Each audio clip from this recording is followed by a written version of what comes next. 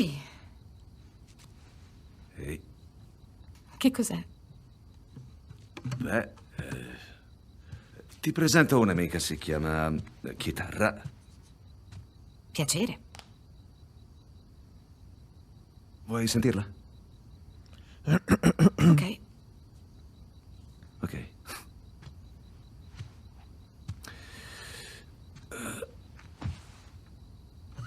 Promettimi di non ridere. Non riderò.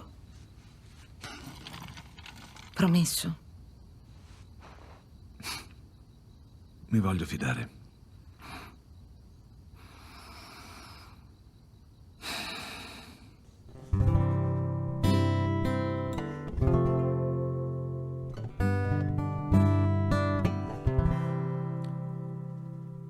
Ed è in Orlando, sai che io ti troverò, ovunque tu sarai, ti triggerò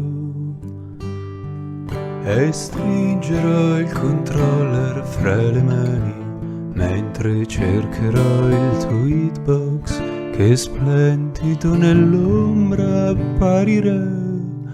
Pimpato come adesso non lo sono stato mai, e quando la reazione avviene, se davvero mi vuoi bene, tieni giù lo scudo e la mia Claymore arriverà. Ma va va va, ma va va va va va, va va va va va va.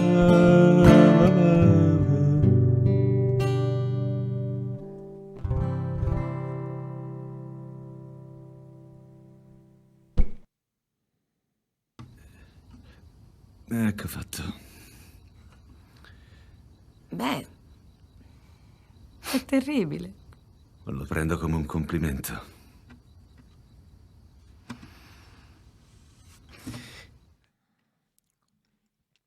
Buongiorno a tutti, ben ritrovati, benvenuti.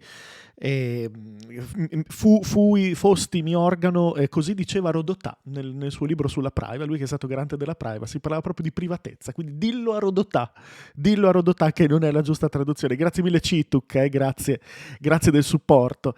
Non so se oggi mi sento più critico o più fenomenologico, non ho capito se mi sono ammorbidito o se sono invece non più il fenomenologico che ero un tempo. Grazie mille Satanasso, grazie mille del Prime. Benvenuti cari, grazie di essere connessi. Insomma, oggi è il 2 febbraio 2022, 02 20 22, sono un sacco di due, quindi questa cosa dovrebbe darci un pimp alla gioia, un pimp alla felicità. La maglietta, raga, io avevo sta maglietta qua, è così bianca, cosa devo dire? È bianca, è una maglietta da casa sgualcita, peraltro. E, grazie Matt, grazie mille del Prime. È orrenda, cosa devo dire? Raga, per oggi vi tenete sta maglietta, sentite cosa vi devo dire. E nulla, naturalmente mi dispiace dire che il titolo non significa un cazzo, nel senso che non c'è assolutamente nulla di cui io debba parlare forzatamente, è che è la cosa, ecco, esatto, facciamo gli NFT, che mi piacerebbe farlo. Volevo, insomma, ogni giorno c'è sta cosa che io devo mettere sto cazzo di titolo a ste cazzo di live, e vi giuro che sta diventando un incubo, cioè io non so veramente come titolarle, cioè non è che uno può mettere talk del 2 febbraio, Bisogna dare un po' di pepe, dare un po' di bait, immaginare che qualche cosa di speciale accadrà, e può sempre succedere qualche cosa di speciale, basterebbe mettere a schermo uno youtuber di X e già ragazzi arriva il sangue. Grazie Tommy, grazie mille del Prime, quindi non è assolutamente non ho scoperto come si sconfigge il capitalismo, ho ricevuto una sola mail di un ragazzo che ringrazio molto, che però ha scritto delle cose che si riassumono nel legalismo etico, e vabbè, insomma, non lo sto a leggere, grazie per avermela mandata, ma non è una cosa interessante. Non ho assolutamente avuto mail che mi spiegano cos'è il capitalismo, come si sconfigge e il paradiso che ci attende. Quindi io sono, magari ci vuole un po', non c'è mica niente di male, magari ci vuole un po' per comporre una mail di quel genere lì, e spero di riceverla e di leggerla insieme. Ovviamente, cioè se mi mandate una mail, io mica metto a schermo la vostra identità e la copio incollo su un foglio bianco, il vostro anonimato lo garantisco. Se non vi fidate, e vi invito sempre a non fidarsi, create una mail del cazzo fake e mandatemi, cioè mi raccomando, non ho nessuna intenzione di palesare il vostro indirizzo email. Grazie Wasdund, che regala un abbonamento a Stefano G e a Mister Paradisiaco, che si sentirà come non mai in paradiso in questo momento, e grazie mille Stefano per il Prime. Adesso basta, dobbiamo parlare, adesso parlo io. La piena automazione. Allora, per quanto riguarda la piena automazione, non credo sia arrivata stamattina, nel senso che io non l'ho percepita. Però penso che, come sempre, sono molto ottimista. Essendo un'inevitabilità, cioè non c'è neanche da farsi dei problemi, nel senso, sta arrivando, è lì che arriva, piaccia o dispiaccia, ti piaccia o ti dispiaccia, volente o nolente, arriva. Quindi io poi non vedo neanche per quale motivo dobbiamo farci tanti problemi. Quindi vedi Damiano, che quello è un inizio di piena automazione, è un principio. E per quanto mi riguarda, vi ringrazio molto per i link che mi state dando, però vi ricordate che avevamo detto che volevamo, è una cosa che mi piacerebbe fare, scherzi a parte. Grazie Pier 3, grazie mille del Prime. Testimonianza studente giapponese dell'altro giorno. In realtà vorrei occuparmi di NFT, di NFT e di blockchain, ma perché in realtà il buon Tiz, se non ricordo male, John Chong, non so se c'è John Chong in chat. John Chong, posso farti un brutto gesto? Posso farti un dito medio? Mi hai linkato un video che mi ha provocato un dolore fisico, ma proprio sincero, ho proprio sentito un male al corpo. E John Chong, vai veramente, il primo, quello che mi hai mandato sui Novax, eccetera, proprio sono stato male fisicamente. John Chong non c'è, gli conviene non esserci. Sono stato veramente male e non ho intenzione di vederlo in live perché non vorrei veramente passare la mia vita a incazzarmi. Che cosa volevo dire? Tiz, tu che sei invece foriero di meraviglie, quel video che mi hai linkato nella mail, me l'hai linkato ieri, me l'avrai linkato tipo 32 volte, ti invito, se ti va, se ne hai voglia, di linkarlo ancora, se no in realtà non è necessario. In realtà Tiz, statene polleggiando. No, Tiz, rifiutati. Novità di Chrome, pesissimo, colpo di scena, non è più un browser. Arrivo. E tra l'altro non era Tiz, ma era Vapor, ragazzi. Però poi tra l'altro avete 100.000 nomi, no? Perché uno ti dice, no? Ti scrive Roberto e ti dice ciao, sono Jorparegs su Twitch. Cazzo, io sono Lefatox su Telegram e sono Plupz su Instagram. Ok, va benissimo, va bene. Scusate ragazzi, scusate. Quindi è Vapor, che non è Vapor ma è Vapor, e io prendo Vapor, che è anche autore di Silicon. Tiz, sei stato chiamato in causa impunemente. Prendo Vapor. Però se me lo linki proprio così, proprio me lo regali in chat, allora Apri il tuo negozio. ci siamo, perfetto, grazie mille. Aspettate che adesso vi metto a schermo, ragazzi, veramente, davvero, cioè, non andate in tachicardia subito all'inizio della live. Allora, abbiamo questo video di questo notorio canale che si chiama Folding Ideas, che parla, grazie Gugliavoni, stavo già per dire Giulia Gavoni, grazie mille del Prime. Non lo so, Kyla, non lo so, non lo so. La mia risposta è non lo so. Senti il mio settimo senso subodora, come sempre, però tu non sai mai se fidarti, cioè in realtà dovresti fidarti, se non ti fidi del settimo senso, cosa ti sei fatto le 12 case a fare, però insomma. Desdemona, ti ringrazio e ti metto un attimo qui, What the hell are NFTs? Ok, beh, buono ad avere due fonti interessanti. Poi, nel frattempo, cioè, se mentre vediamo sti video, cioè, prendiamo polleggiato, potrebbe durare 2 live questo discorso. Se mentre vediamo sti video andiamo in difficoltà, ci guardiamo dell'altra roba, insomma. Però sono molto attratto da questo grasso documentarione youtubico figo su cose, insomma. Ripropongo la gag, Damiano, vedo che ci tieni. Ci sto, Damiano, ci sto. È la stessa cosa che cito che Damiano mi sa. Esatto, guarda, lo vedo dal codice che mi state linkando la stessa cosa. Allora, dall'indirizzo. Vorrei partire, arrivo, ragazzi, siete tranquilli? Siete tranquilli? Ma lo metterò a schermo o mi dimenticherò? E allora, sono molto contento oggi, non so perché, è una bella giornata. Clic. Ecco qui. Allora, mi avete già consigliato 1000 volte, ma io ho già capito. Penso che di Mr. Rip. Allora, come capire che uno è un grande? Innanzitutto dai movimenti delle sopracciglia.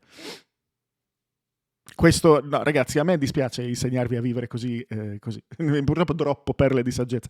Prima di tutto, bastano i movimenti delle sopracciglia. Poi uno che ha tutti questi bellissimi giochi da tavolo, libri, e voi capite già che stiamo parlando di un grande. Ma non sto minimamente scherzando, Non sto minimamente scherzando. No, ragazzi, io non stavo minimamente facendo la gag. Cioè, sul serio, le sopracciglia dicono tantissimo. E ora questa gag mi fa molto ridere. Il volume ce l'avete? Siamo tutti tranquilli? Bene.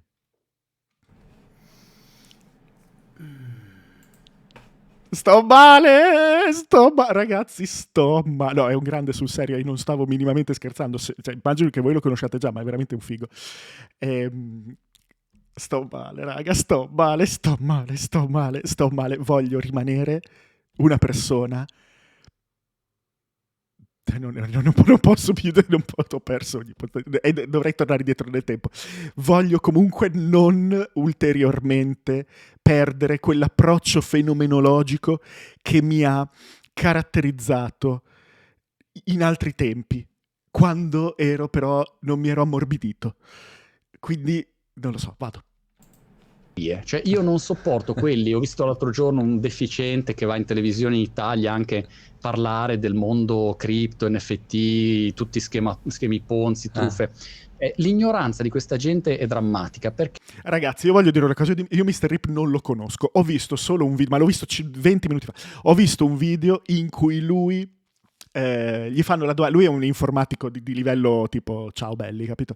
E gli fanno una domanda di quale linguaggio di programmazione iniziare per iniziare. E la sua risposta è talmente intelligente, no, non so ragazzi, ci tengo a dire che non so scherzare, è talmente intelligente che io proprio ho solo amore. E qui naturalmente Montemagno si è appena, devo dire che ha appena iniziato in modo molto fallace il suo discorso. Scusate se ho ricominciato.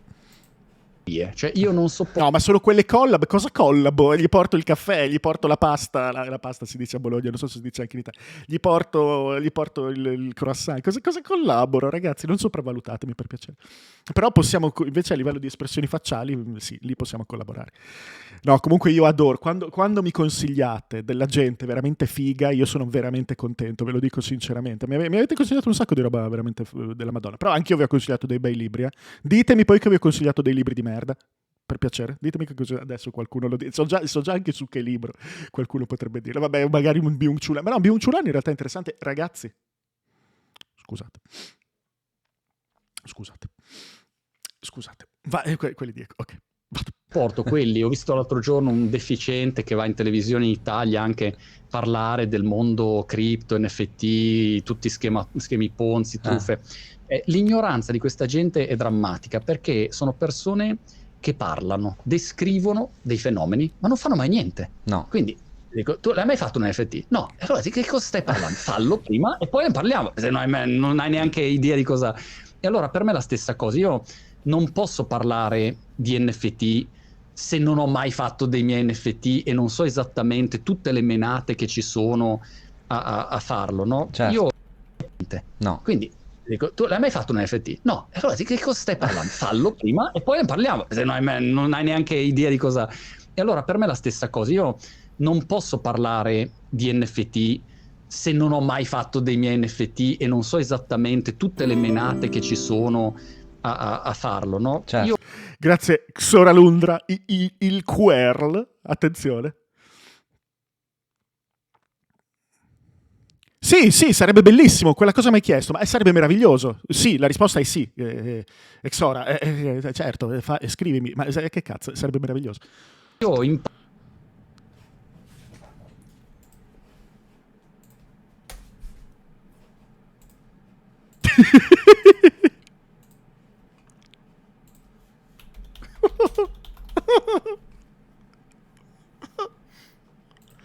Sto male. Sto male.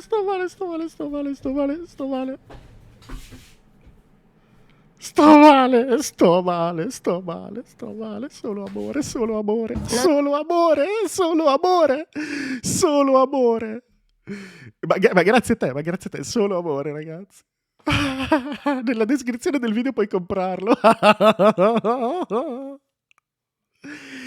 Che figata, ragazzi. A volte di ciò di cui non si può parlare bisogna tacere, lui ha taciuto. Di ciò di cui non si può teorizzare bisogna narrare. Questa è una narrazione, ma soprattutto di ciò di cui non si può argomentare bisogna muovere.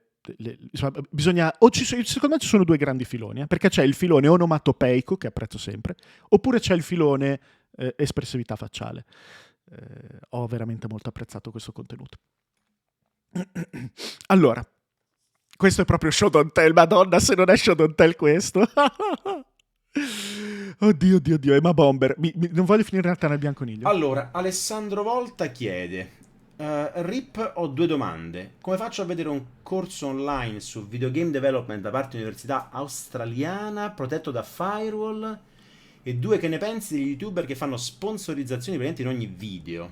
Aspetta che la mettiamo in sovraimpressione. Rileggiamo.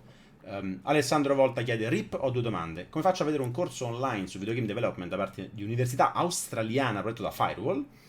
E due, che ne pensi degli youtuber che fanno sponsorizzazioni ogni video? Allora, caro Alessandro, mi sembrano due domande molto sconnesse tra di loro ed anche poco rilevanti per questa live, ma visto che sei un ripster di lunga data, provo a risponderti. Come fare per vedere il tuo corso di videogame australiano preferito? Puoi usare lo sponsor di oggi, SudVPN. È il nuovo sito internet che ti consente di bypassare la legge, fare cose completamente illegali in tutto il mondo, infrangere le leggi sul copyright, infrangere i terms of service di tutte le piattaforme che offrono certi servizi, che non offrono servizi sul tuo territorio. D'altronde, se non li offrono ci sarà un motivo, no? E non solo, puoi accedere al tuo servizio preferito o vedere la tua serie preferita comodamente da casa tua, o meglio ancora sotto l'ombrellone, perché SudVPN è la VPN che ti fa godere la vita alla giusta velocità. E mi raccomando, usa il codice affiliato qui sotto, MrRip/SudVPN, così anch'io posso fare gai soldini grazie a voi. MrRip SudVPN. Vediamo subito come funziona SudVPN. Se voi volete cercare la vostra serie televisiva australiana o norvegese preferita, ma non la trovate sul vostro Netflix, perché giustamente se non c'è ci sarà un motivo, no? E la cercate così, la potete trovare anche addirittura tradotta in calabrese. Il mio dottore sta aspettando all'infarto, un problema emorroidale che non vuole spiegare. Tu stai traccheggiando con lo diavolino, state accorto che non c'ha dimestichezza come peroncino. Se voi andate sul vostro streaming preferito e cliccate sul codice in sovraimpressione, io potrò prendere anche la vostra percentuale, ragazzi. Indovina cosa mangio per combattere il cielo. Anche a Natale compleanno. È tutto grazie agli hard disk decentralizzati di SudVPN. O meglio core dei calabri che ci danno a svegliare. E dico: E se il calabrese estremo è il vostro sport preferito, ragazzi, fino a fine mese col doppio click e il codice sconto che vedete in sovraimpressione avete 2 GB di DNS gratis e un mese all'83%.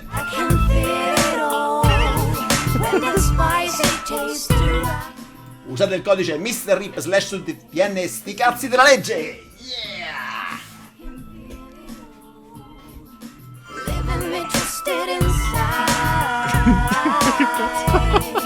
E prova a superstar. SudVPN, che vi consente di andare al mare e divertirvi e prendere la vita con calma, senza lo stress di dover accettare i cookie di Che ti navigazione. fa stare bene, Piano Marina. ti fa bollire il sangue, basta un attimo. È sempre con me questo... Quindi, cos'è che dicevi anche come seconda domanda? Che ne penso degli youtuber che fanno sponsorizzazioni ovviamente in ogni video? Non so, non so, non fa per me. Quindi ragazzi, andiamo avanti. Mi cita! Oddio, oddio, spero che non mi odi. Ditemi che non mi odia, vi prego, voglio essere amato da quest'uomo. No, vi prego. Ma è lunghissimo, sono 2 ore e 16. Ditemi il minutaggio. Vaffanculo.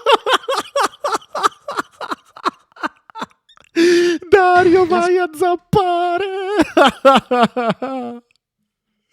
Sto male. Sto malissimo.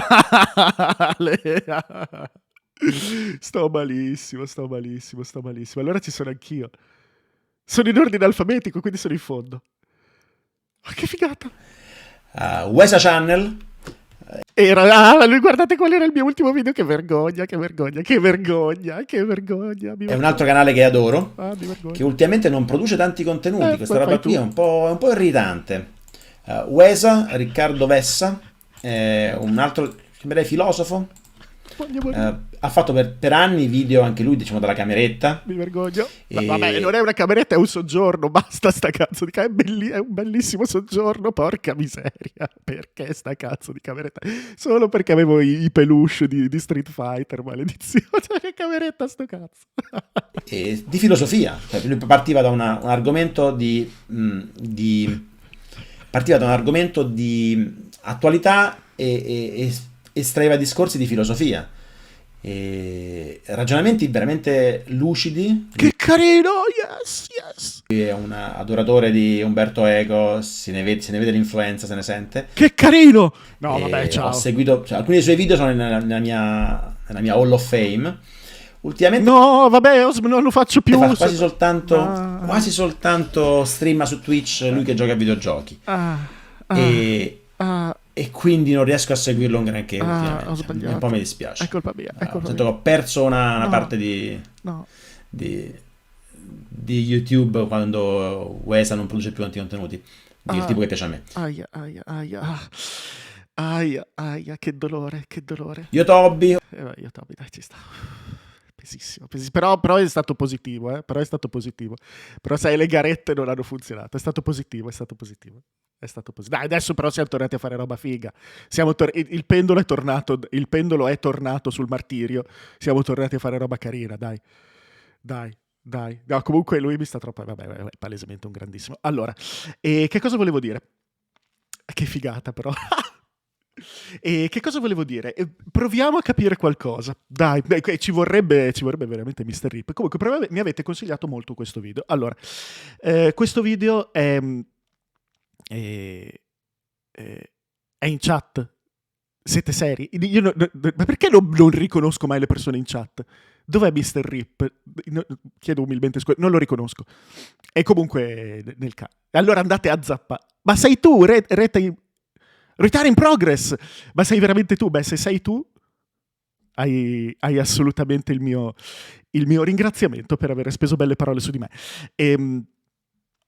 Volevo vedere questo video che mi avete consigliato in tanti. Questo video Line Goes Up, che parla del problema con gli NFTs. Siccome li conosco superficialmente in linea molto teorica come la gran parte di noi, potrebbe essere interessante vederlo. Allora, il video è lungo. Non dico nulla, però Soulbringer. E il video è lungo. But noi non abbiamo fretta, nel senso che ce lo andiamo a seguire molto molto lentamente. Bella pagliaio. Segnatevi il consiglio di pagliaio. Noi ce lo guardiamo molto molto lentamente. Non avete notato che non ci sono più VIP sul canale? A forza di sentirmi i compagni, eccetera, ho preso una misura egualitaria. Non ci sono più VIP su questo canale. Siete tutti important come tutti gli altri. Bene, bene, bene. Ed è proprio la parte del mio corpo che, guardando il video di prima, aveva reagito, che dona l'abbonamento a Retire in Progress. Molto, molto bene. Sentite ragazzi, ricomponiamoci. E allora, cosa volevo dire? Potrebbe essere una cosa lunga? Che ci frega? Se ci stiamo anche 2 live, chi se ne fotte? È un argomento interessantissimo. Se c'è della roba che non capiamo, andiamo a vedere altra roba. Grazie mille Radiolario, grazie di cuore del Prime. E sentite, iniziamo questo percorso. Se ci girano le palle, mi linkate altra roba, andiamo a vedere altra roba, ok? Mettiamo i sottotitoli. Spero siano in italiano. Sono in inglese. La live soffrirà molto di questa cosa. Andiamo. E ovviamente l'audio potrebbe essere molto utile. Unavoidable subject of 2021 has been NFTs, from incredibly cringe. Grazie Daiso, grazie mille del Prime. Va bene 1,25, anche a me sembra. Questo ci dovrebbe far guadagnare qualcosa. Worthy ape profile pics to incomprehensibly tasteless tributes to deceased celebrities to six-figure sales of the original copy of a meme. It is the thing that is currently dominating the collective brain space of digital artists and sucking up all the oxygen in the room. And I do want to talk about that. I want to talk about my opinions on NFTs and digital ownership and scarcity and all the myriad dimensions of the issue, but I don't just want to talk about NFTs. I can't just talk about NFTs. È già interessante che lui abbia parlato di scarsità. È molto molto interessante. Sono veramente curioso di vedere come sviluppa questo concetto. Sono veramente curioso, nel senso che scarsità, ok, crei un originale, no? Quindi nel senso quel genere lì di scarsità. Andiamo avanti. Aspetta Andrei che ti clicco. Ok, ce l'abbiamo qui, dai. Dopo vediamo cosa ci piace, però seguiamo questo. Ma che poi in realtà è una scarsità. Ah, bene, Rick, apprezzo che lo approvi. È una scarsità, che in realtà è una scarsità di autorità, cioè basata su un principio di autorità, più che di autorialità. Sentite, andiamo avanti che voglio capire. NFTs, because ultimately they are just a symbol of so much more, and it is that more that is ultimately important. So let me tell you. Quello che voglio dire è che io posso dare unicità a un oggetto digitale assolutamente indistinguibile da un altro. Addirittura, Rick, wow, ottimo. Ma il mio NFT rispetto all'altro non sarà confondibile per ragioni di blockchain, non avrà quell'autorialità che in realtà è un'autorevolezza se l'opera è la medesima al bit. Adesso Mr. Rips in però nel senso è giusto quello che sto dicendo, ha un senso.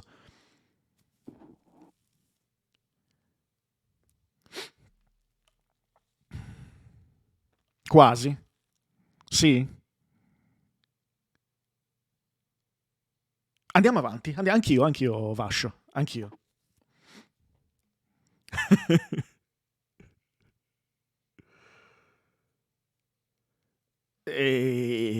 Ma perché lo devo dire così? Sto sbagliando pronunce anche oggi, ragazzi. Potevo fare un'infilata di un giorno consecutivo senza sbagliare pronunce. E comunque, vado. Maledetto. Vado avanti. Tell you a story. E queste sì che sono percussioni.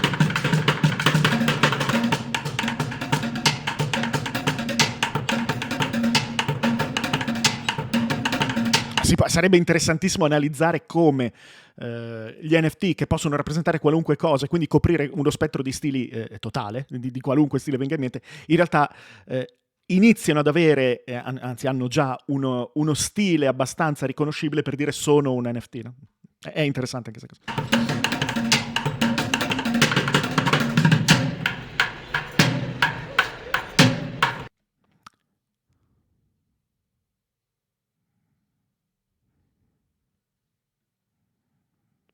Te li sfondo coi bonghi, esatto.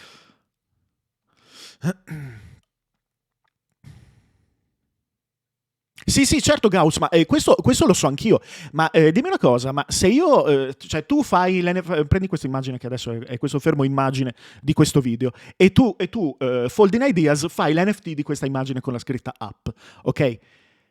E naturalmente per via del blockchain quell'oggetto è la catena dei suoi proprietari, fa sì che io possa risalire al fatto che è stato veramente quello creato da Folding Ideas, quindi figata, è proprio quello che Folding Ideas ha creato.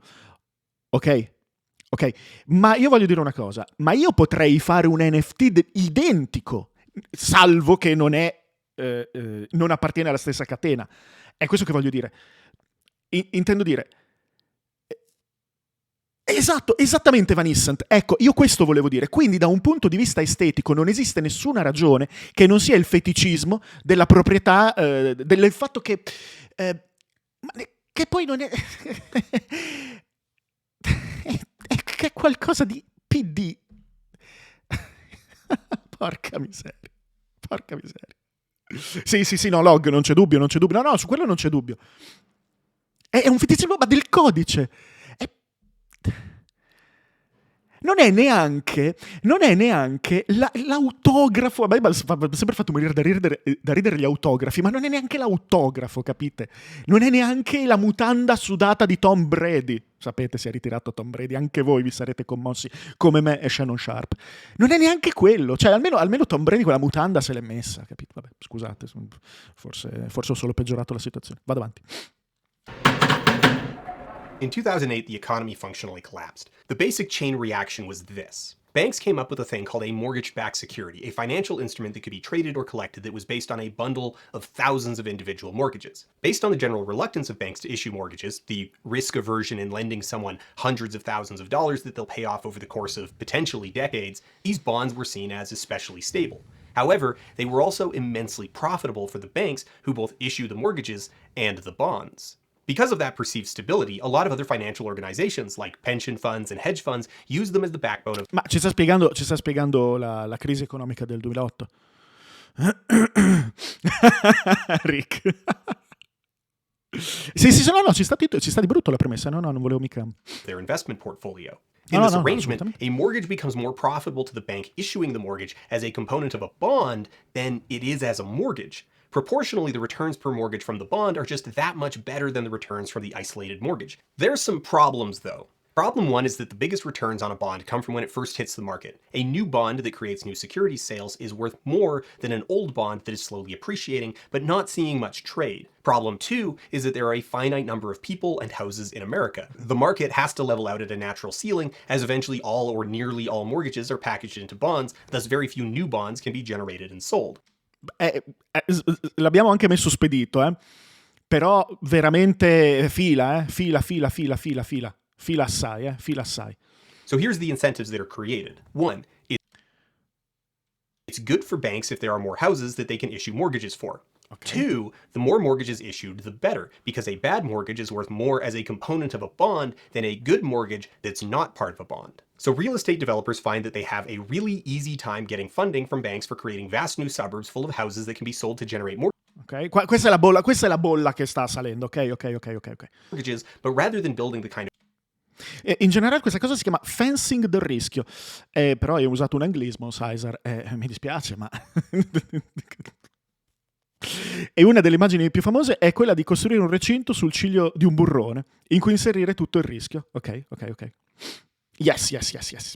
of housing that most people actually need and want, they focus specifically on the kinds of upper middle class houses that fit into the sweet spot from the perspective of the banks packaging the bonds. Buyers, in turn, find that they have a suspiciously easy time getting a mortgage, despite the fact that, for most people, the economy wasn't doing so great. Wages were stagnant, and yet even though developers were going absolutely haywire building new housing, the houses being built were all out of their price range to begin with, and counterintuitively, this massive increase in supply wasn't driving down the price. This is because the houses were being bought just mostly not by people intending to live in them. They were being bought by speculators who would then maybe rent them out or often just leave them vacant with the intent to sell a couple years later. Because speculators were buying up the supply, it created synthetic demand. The price keeps going up because speculators keep buying, which creates the illusion that the value is going up, which attracts more speculators who buy up more supply. Una bolla, letteralmente una bolla. Sono molto curioso di vedere come questo ci porterà agli NFT,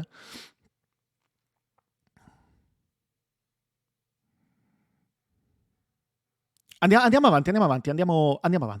And further inflate the price. These speculators are enabled by a system that is prioritizing generating new mortgages purely for the sake of having more mortgages to package into bonds. The down payments are low and the mortgages all have a really attractive teaser rate. Oh, magari scopriamo che, cioè, in realtà la cosa migliore da fare alla fine di questa live è partorire un NFT. Passiamo direttamente come si dice, nelle forze del male, che secondo me è cosa che prima o poi dovremo fare, ve lo dico. Meaning that for the first 3 to 7 years of the mortgage, the monthly payments are rock bottom, as low as a few $100s per month against a mortgage that would normally charge thousands. Caught up in all this are legitimate buyers who have been lured into signing for a mortgage that they can't afford by aggressive salespeople who have an incentive to generate mortgages that they can then sell to a bank who can put it into a bond to sell to pension funds to make a line go up because it's good when the line goes up. It's a bubble. The bubble burst as the teaser rates on the mortgages started to expire. The monthly costs jumped up, and since the demand was synthetic, there were no actual buyers for the speculators to sell the houses to. So the speculators start dumping stock, which finally drives prices down, but because the original price was so inflated, the new price is still out of reach of most actual buyers. Legitimate buyers caught in the middle find their rates jumping too, but because the price of the house is going down as speculators try and dump their stock, the price of the house goes down relative to the mortgage issued, and thus they can't refinance and are locked into paying the original terms. Unable to sell the house and unable to afford the monthly payments, the owners, legitimate and speculators, default on their mortgages. They stop paying. Eventually, the default rate reaches criticality and the bonds fail. As the bonds fail, this impacts all the first order buyers of the bonds, hedge funds, pension funds, retirement savings funds, and the like. It also cascades through all derivatives, which are financial products that take their value directly from the value of the bond. Ovviamente, ragazzi, la soluzione a questi problemi è andare nella foresta canadese a cagare nel secchio del compost. Siamo tutti d'accordo su questo? Sì, questo lo diamo per scontato, ragazzi. Vice ce l'ho insegnata.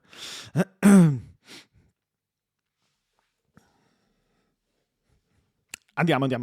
La piena automazione del Barico mette in vendita l'NFT di 900. Sì, l'ho letto. This creates a knock-on effect. Huge segments of the economy turn out to be dead trees, rotten to the core, but as a rotten tree falls, it still shreds its neighbors and crushes anything below it. It was a failure precipitated by a combination of greed, active fraud, and willful blindness at all levels of power. The banks issuing the bad mortgages were the same banks selling the bonds and providing the capital to build the houses to generate the mortgages. The ratings agencies checking the bonds were themselves publicly traded and dependent on being in good relations with the banks, incentivized to rubber stamp Un conflitto di interesse. whatever rating would make their client happy. The regulatory agencies that should have seen the problem coming were gutted by budget cuts and mired in conflicts of interest as employees use their positions in regulation to secure higher paying jobs in industry. And, the cherry on top, the people largely responsible for it all knew that because they and their toxic products were so interwoven into the foundations of the economy. Interwoven? Che cos'è interwoven? Forno microonde. Che cos'è interwoven? Intrecciate. Grazie, scusate. They could count on a bailout from the government because no matter how rotten they were very large trees. Too big to fail. Oh, Bitcoin. Sì, ma assolutamente. Bitcoin.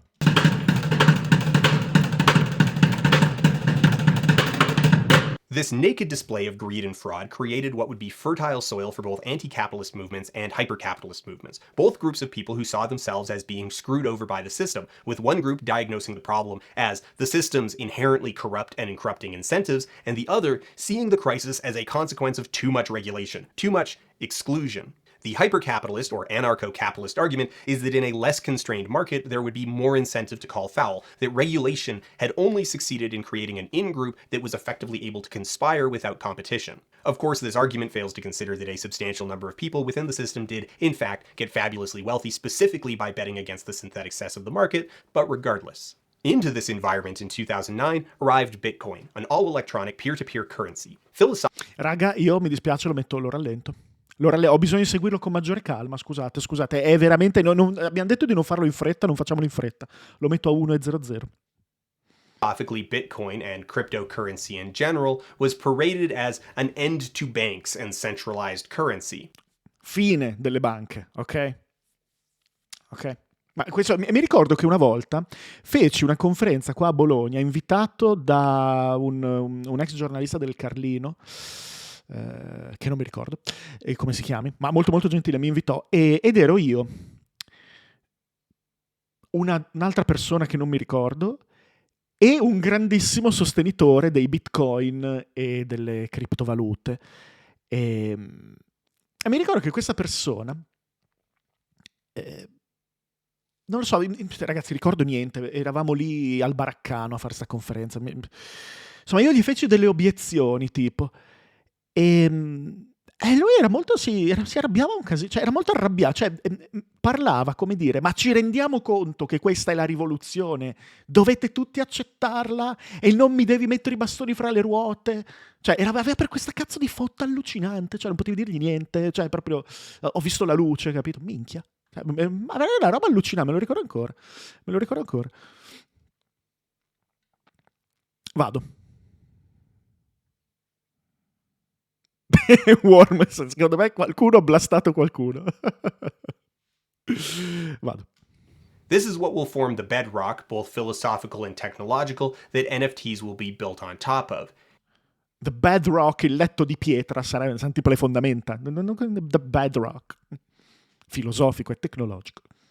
Tipo una cosa del... Yes, ok. Sì. E in più ci fotte le nostre schede per fare i videogiochi. Oh!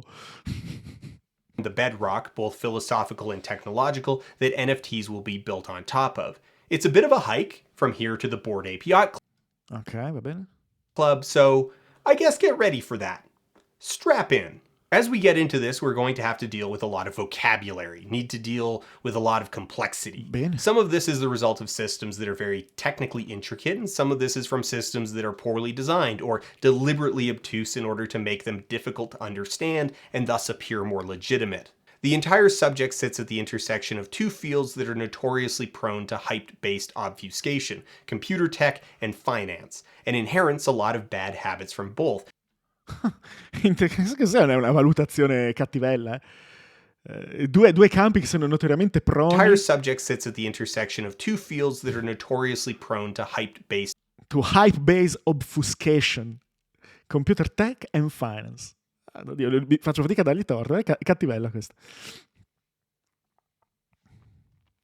obfuscation, computer tech, and finance, and inherits a lot of bad habits from both, with a reputation for making things deliberately more difficult to understand, specifically to create the illusion that only they are smart enough to understand it.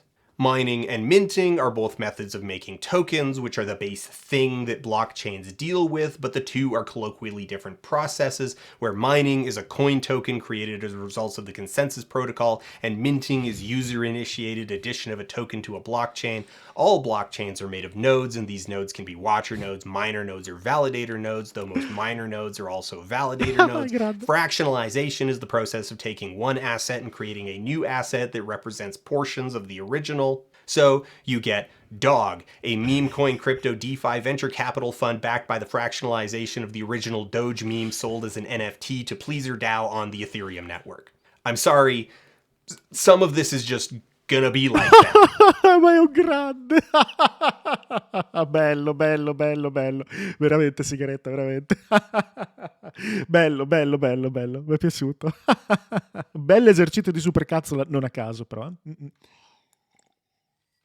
The idea behind cryptocurrency is that your digital wallet functions the same as a bank account. There's no need for a bank to hold and process your transactions because rather than holding a sum that conceptually represents physical currency, the crypto coins in your crypto wallet are the actual money. And because this money isn't issued by a government, it is resistant to historical cash crises like hyperinflation caused by governments devaluing their currency on purpose or by accident. In compenso avrai una volatilità che c'è giusto la valuta dell'Argentina il giorno del default, no?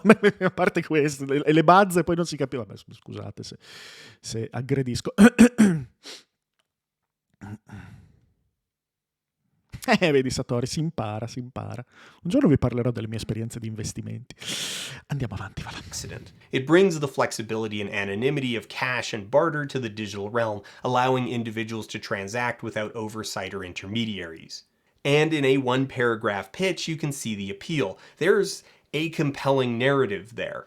But, of course, in the 12 years since then, none of that played out as designed. Bitcoin was structurally too slow and expensive to handle regular commerce. The whole thing basically came out the gate as a speculative financial vehicle, and so the only consumer market that proved to be a viable use was buying and selling prohibited drugs, where the high fees, rapid price fluctuations, and multi-hour transaction times were mitigated by receiving LSD in the mail a week later.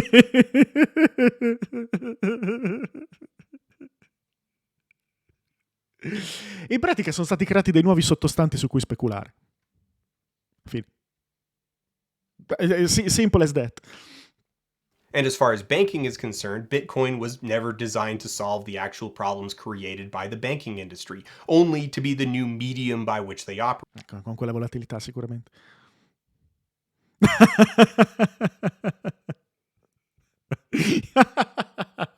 Cosa e Meloppius. The principal offering wasn't revolution, but at best a changing of the guard. The gripe is not with the outcomes of 2008, but the fact that you had to be well connected in order to get in on the grift in 2006.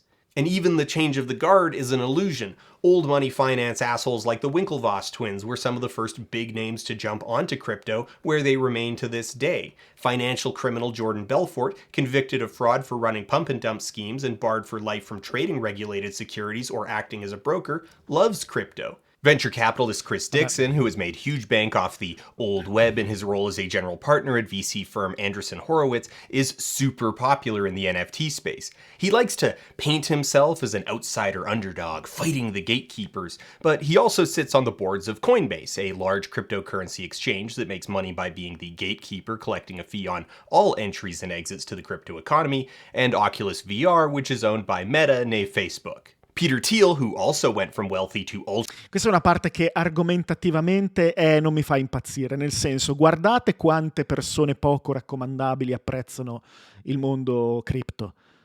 Questo ci fa già capire di cos'è. Questa è una cosa che secondo me dovresti mettere alla fine. Cioè tu costruisci una bella argomentazione, alla fine se ti va, visto che l'hai costruita bene, ma poi sapete che io... Vabbè, non è una cosa, però... Messa adesso non mi fa proprio impazzire. Ultra wealthy off the Web2 boom via PayPal loves crypto and is friends with a bunch of eugenics advocates who promote cryptocurrency as a return to sound money for a whole bunch of extremely racist reasons, because when they start talking about banks and bankers, they mean Jews. Some of the largest institutional holders of cryptocurrency are the exact same investment banks that created the subprime loan crash. Rather than being a reprieve to the people harmed by the housing bubble, the people whose savings and retirements were unknown to them being gambled on smoke, cryptocurrency instantly became the new...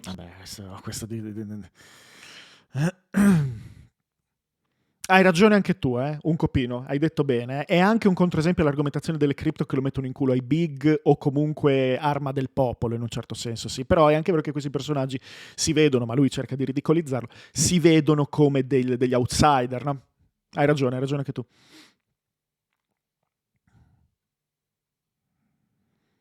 Shai è stato molto hypato. Playground for smoke vendors. This is a really important point to stress. Cryptocurrency does nothing to address 99% of the problems with the banking industry, because those problems are patterns of human behavior, their incentives, their social structures, their modalities. The problem is what people are doing to others, not that the building they're doing it in has the word bank on the outside. In addition... Non mi fa impazzire al 100% questa argomentazione... Nel senso che credo che se hai a che fare con un comportamento umano, lavorare sulla struttura che incanala questo comportamento sia meglio dell'ideale che dobbiamo diventare tutti buoni e generosi.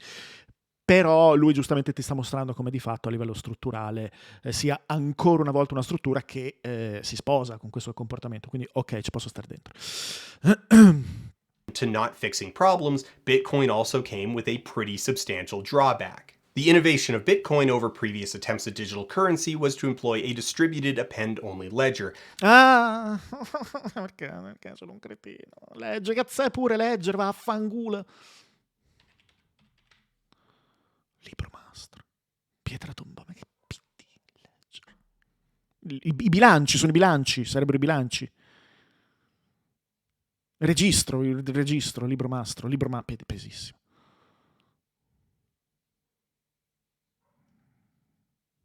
Sì, Tiz, ma assolutamente, non lo nego mica. Ok. No, bilanci. Sì, bilanci. Vado. Bella The Big Office. Benvenuto. Registro, ok. Sì, siamo capiti. Vado. A kind of database where new entries can only be added to the end, and then to have several different nodes called validators compete over who gets to validate the next update. These are, respectively, Scusate, devo tenere, mi sono perso un also passaggio. came with a pretty substantial drawback. The innovation of Bitcoin over previous attempts at digital currency was to employ a distributed append-only ledger, a kind of database where new entries can only be added to the end, Esatto. and È la blockchain, no? Non funziona così. then to have several different nodes called validators compete over who gets to validate the next update. Ok. These are, respectively, the blockchain and proof of work Ok. verification. Va bene. Now, proof of work has an interesting history Questa parte è interessante. Ok. as a technology, typically being deployed as a deterrent to misbehavior. For example, if you require that every email sent, the user's computer has to compute a small math program. It places a trivial load onto normal users sending a few dozen or even a couple hundred emails a day, but places a massive load on the infrastructure of anyone attempting to spam millions of emails. How it works in Bitcoin, simply put, is that when a block of transactions are ready to be recorded to the ledger, Ok, quindi un nuovo passaggio, lo vedete in alto.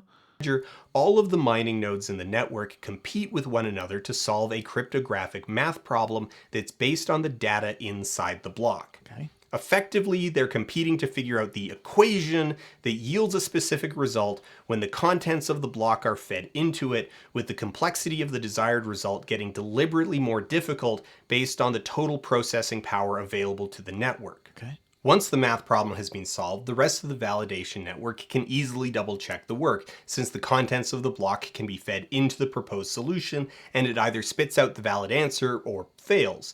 If the equation works and the consensus of validator signs off on it, the block is added to the bottom of the ledger, and the miner who solved the problem first is rewarded with newly generated Bitcoin. The complexity of the Ok.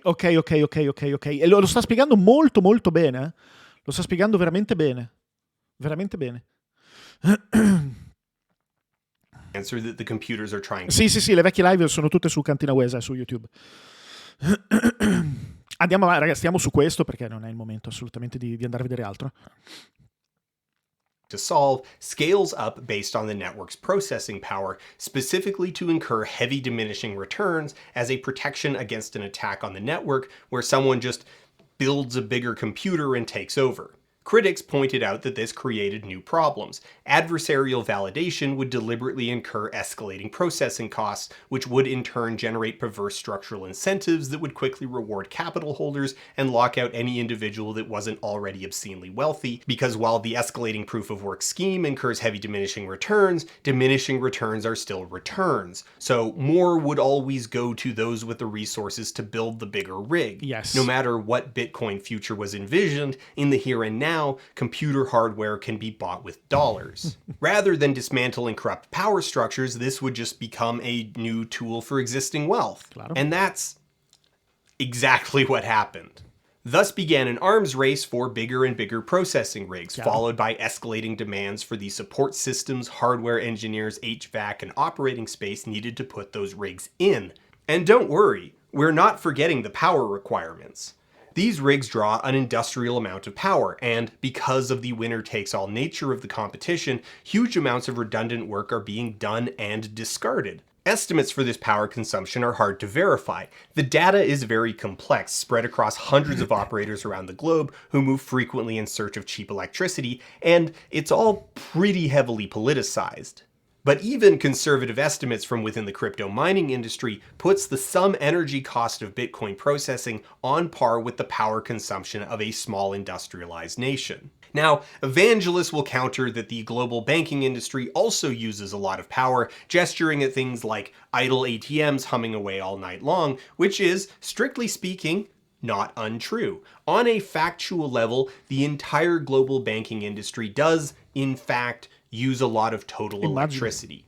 But for scale, it takes 6 hours of that sustained power draw for the Bitcoin network to process as many transactions as Visa handles in 1 minute. And during that time, Visa is using fractions of a cent of electricity per transaction.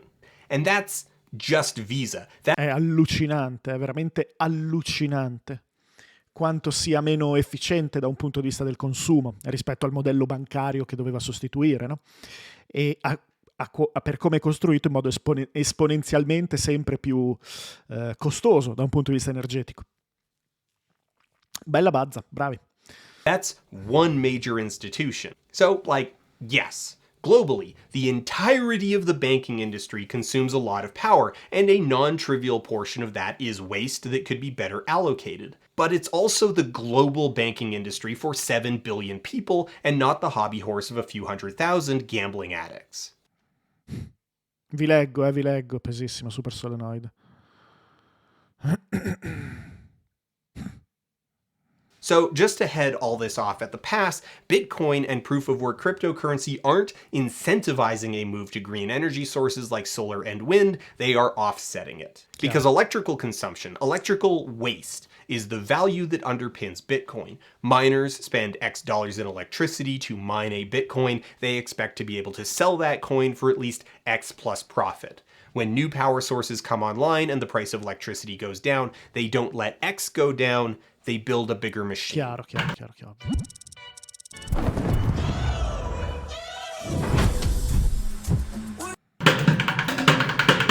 Madonna, sti bonghi per il buco, veramente.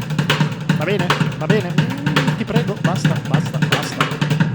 In 2012, Vitalik Buterin, a crypto enthusiast and butthurt warlock main, set out to fix what he saw as the failings and inflexibilities of Bitcoin. Rather than becoming the new digital currency, a thing that people actually use to buy stuff, Bitcoin had become an unwieldy speculative financial instrument, too slow and expensive to use for anything other than stunt purchases of expensive cars. It was infested with money laundering and mired in bad press. After the FBI shut down Silk Road, you couldn't even buy drugs with it anymore. In practice, you couldn't do anything with your Bitcoin but bet on it. Lock up money you already have in the hopes that Bitcoin goes up later, and pray you don't lose it all in a scam, lose access to your wallet, or have it all stolen by an exchange. The result, launched in 2014, was Ethereum, a competing cryptocurrency that boasted lower fees, faster transaction times, a reduced electrical footprint, and most notably, a sophisticated processing functionality. While the Bitcoin blockchain only tracks the location and movement of Bitcoins, Ethereum would be broader. In addition to tracking Ether coins, the ledger would also be able to track arbitrary blocks of data. As long as they were compatible with the structure of the Ethereum network, these blocks of data could even be programs that would utilize the validation network as a distributed virtual machine. Vitalik envisioned this as a vast, infinite machine, duplicated and distributed across thousands or millions of computers, a system onto which the entire history of a new internet could be immutably written, immune to censorship and impossible for governments to take down. He saw it dismantling banks and other intermediary industries, allowing everyone to be their own bank, to be their own stockbroker, to bypass governments, regulators, and insurance agencies. His peers envisioned a future where Ethereum became not just a repository of financial transactions, but of identity, with deeds, driver's licenses, professional credentials, medical records, educational achievements, and employment history turned into tokens and stored immutable and eternal on the chain. Through crypto and the Ethereum virtual machine, they could bring all the benefits of Wall Street investors and Silicon Valley venture capitalists to the poorest people of the world, the unbanked and forgotten. This heady, high-minded philosophy is outlined in great detail in the journalistic abortion, The Infinite Abortion. The journalistic abortion. Machine by failed journalist turned crypto shill Camilla Russo. The book is actually really interesting. Not for the merits of the writing, Russo fails to interrogate the validity or rationality of even the simplest claims, and falls just shy of hagiography by Hagiography, la geografia. occasionally noting that something was a bit tacky or embarrassing, but only just shy. She tells florid stories about the impoverished people that Vitalik and friends claim to be working to save, but never once considers that the solutions offered might not actually work, or that the people claiming to want to solve those problems might not even be working on them. That's actually a big issue, since the entire crypto space, during the entire time that Russo's book covers, was absolutely awash with astroturfing schemes, where two guys would go to some small community in Laos or Angola, take a bunch of pictures of people at a crypto investing seminar, generate some headlines for their coin or fund, and then peace out. For years, Scusate. Ian was absolutely Astroturfing, devo assolutamente vedere se astroturfing è qualcosa che io posso riuscire a capire.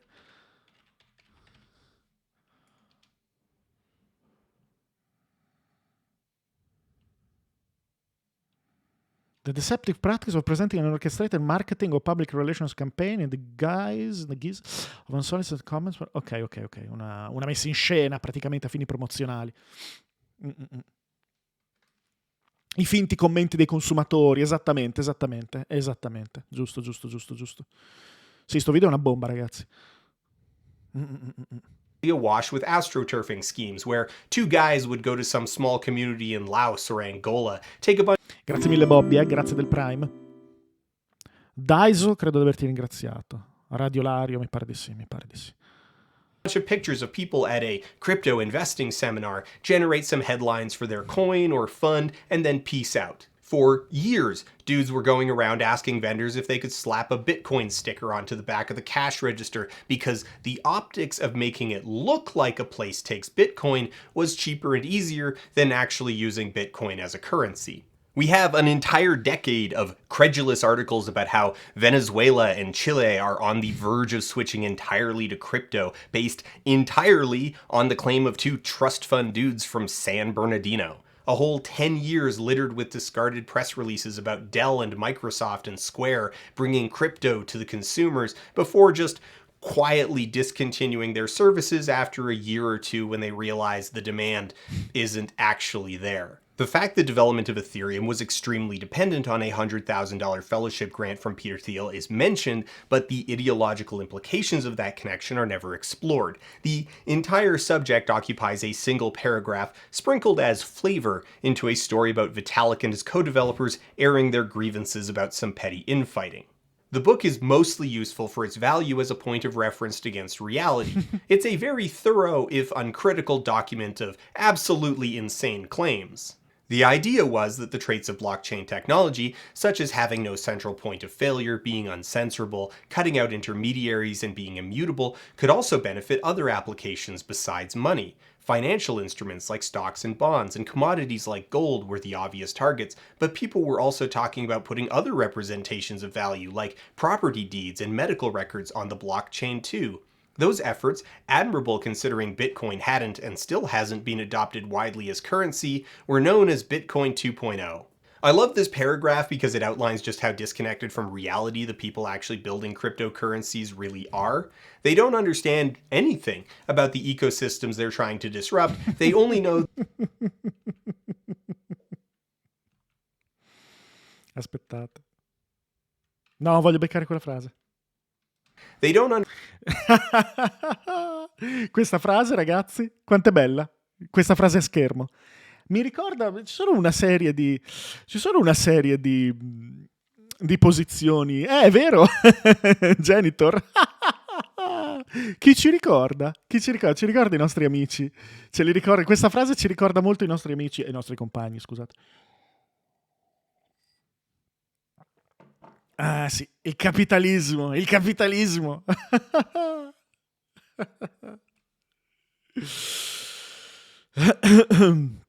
già visto Blastoise.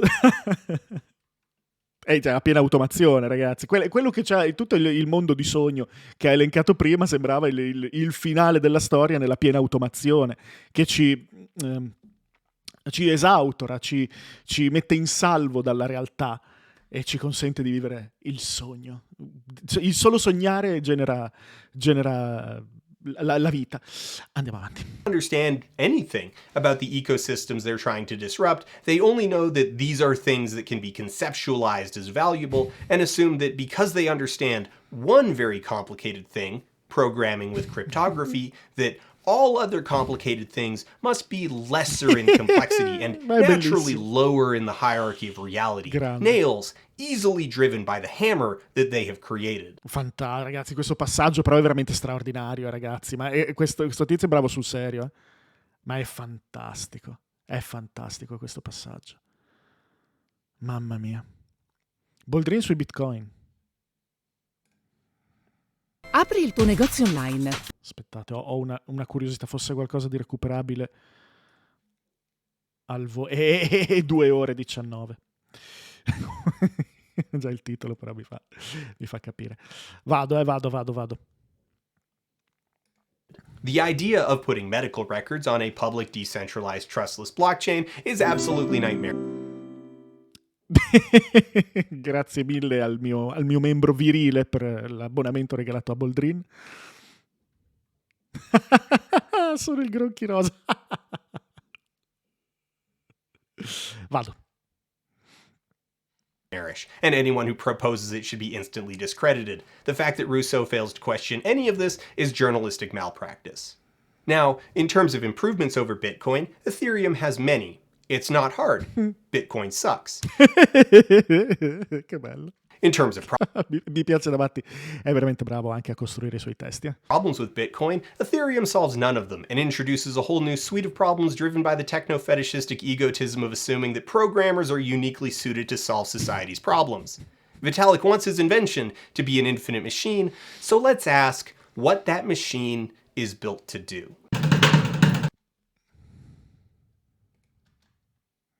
Scusate, ma io glieli buco sti bonghi. In order to really understand the full scope of this, we do need to dig a bit more into the technical Erano le palle del toro di Wall Street, l'avete visto tutti. aspects, because that technical functionality informs the way that the rest of the system behaves. In a very McLuhanist way, the machine shapes the environment around it. As already mentioned, a blockchain consists of two broad fundamental components, the ledger and the consensus mechanism.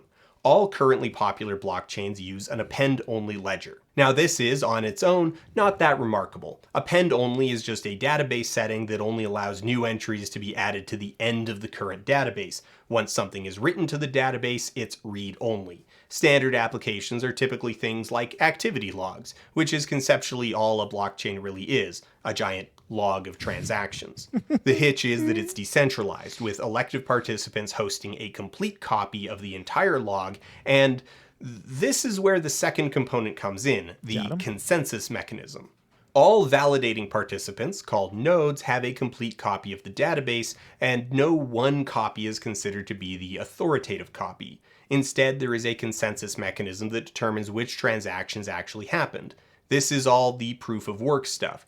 Proof of work isn't the only consensus mechanism, but it's popular because it's very easy to implement by just cloning Bitcoin and is resilient against the kind of attacks that crypto enthusiasts care about. It's a very brute force solution, but legitimately, if you want a network of ledgers where no one trusts anyone else, just making everyone on the network do extreme amounts of wasted duplicate work is a solution. Esattamente, si crea quella competizione computazionale che diceva prima.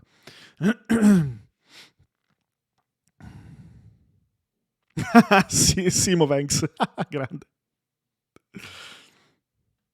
One of the major problems that this machine solves is what's called the double spend problem. How do you stop someone from spending the same dollar twice? If someone tries, how do you determine which transaction really happened? Banks solve this problem by not correlating account balance with any specific dollar, processing transactions first come first serve, which they track with central resources, and punishing users with overdraft fees for double spending. Eschewing a central solution, cryptocurrencies rely on their consensus mechanism. The most popular alternative to proof of work is proof of stake, where validators post collateral of some kind, usually whatever currency is endemic to the chain, with the amount of collateral determining their odds of being rewarded the validation bounty for any given transaction. The main proposal of proof of stake is that it significantly reduces the wasted power problems of proof of work, but it's less resilient than proof of work. On the energy cost side of things, proof of stake is still inefficient just by virtue of the sheer volume of redundancy, but on a per user basis, it's at least inefficient on the scale of like an MMO as opposed to a steel foundry. This is difficult to assess because the most popular proof-of-stake chains are still unpopular and low traffic in the scope of things, heavily centralized. Claims about scalability are backed up by nothing but the creator's word. Proof of stake is also significantly more complex because there now needs to be some mechanism for determining who gets to do the validations and also determining how audits are conducted, and then the question of who has control over that system and whether or not someone can gain control of that system or control over the whole stake via just buying out the staking pool, etc, etc, etc. Proof of stake also even more explicitly rewards the wealthy who have the capital to both stake and spend. It's also even more explicitly exclusionary. Ethereum's proposed proof-of-stake migration has a buy-in of 32 Ether, which at the time of writing is about $130,000. So really only early adopters and the wealthy can actually meaningfully participate for more than just crumbs. This is, in turn, compounding inherent problems with the long-term growth of the chain. Even if you solve the escalating power requirements of proof of work, the data requirements of storing the chain and participating as a validator are also prohibitive in a way that inevitably centralizes power in the hands of a few wealthy operators. 85 terabytes per year is totally fine, right? Like, because 85 terabytes per year, like if you have even one person that just keeps buying like $100 hard drive, like I think once every month, then they can store it, right? Like it's something like that. So it's too big for just like a casual user that just wants to run the chain on their laptop, but one dedicated user who cares, like they can totally afford to store the chain. So 85 terabytes not a big deal, right? But once you crank that number higher, there comes a point at which it starts becoming a really big deal. The major downside direi sì. of all these systems is that they're extremely slow. Proof of work is inefficient by design, and proof of stake has multiple layers of lottery that need to be executed before any transaction can be conducted, and, in particular, suffers from delays when elected validators are offline and the system needs to draw again. As an extension of being slow, they're also prone to getting overwhelmed if too many people try to make transactions simultaneously, which can cause desyncs between validators and even lead to what's called a fork, where two or more pools of validators reach a different consensus about the state of the network, and each branch keeps on going afterwards, assuming that it is the authoritative. Questo è il problema dello spendere due volte la stessa moneta. Cazzarola. Version. Forks can also be caused on purpose, and this is, in fact, the only way to effectively undo transactions.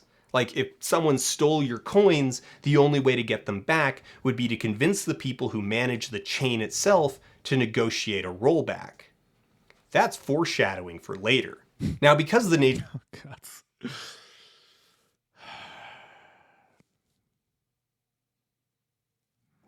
Pesissimo, pesissimo, pesissimo. Sì, non guardiamo altro mentre guardiamo questo video, ragazzi, non è che ne apriamo un altro. of a fork involves a disagreement on what transactions actually happened and who got paid for those transactions. This means that each arm of the fork has a vested interest in its own arm being the authoritative arm. So resolving forks can turn into irreconcilable schisms, which is Schisma, direi.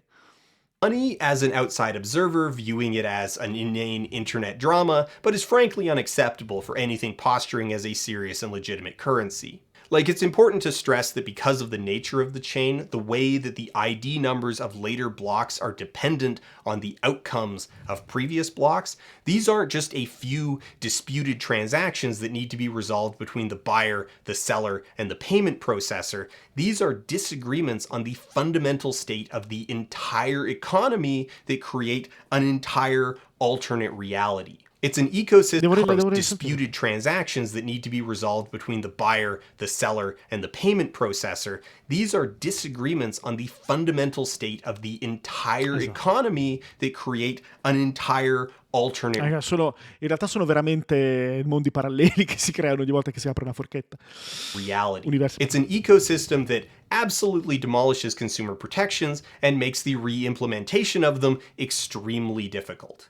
One of the big selling points of all this technology is that it's particularly secure, very difficult for anyone to hack it directly since there's so much redundancy. A lot of hay is made about the system's resiliency against man-in-the-middle attacks, which are your classic Hollywood hacker-type attacks. Someone sends a command from point A, and on the way to point B, it is intercepted and altered. Someone hacks into the bank and adds an arbitrary number of zeros onto their account balance. Evangelists will commonly claim that blockchain could revolutionize the global shipping industry and reduce fraud. It's a good claim to interrogate. First, the things that blockchain is capable of tracking are things that manufacturers and shippers are already tracking, or at least trying to track. So this is not so much revolution as it would be standardization. Even that is built on a predicate assumption that everyone picks the same chain. It's an extremely optimistic assumption.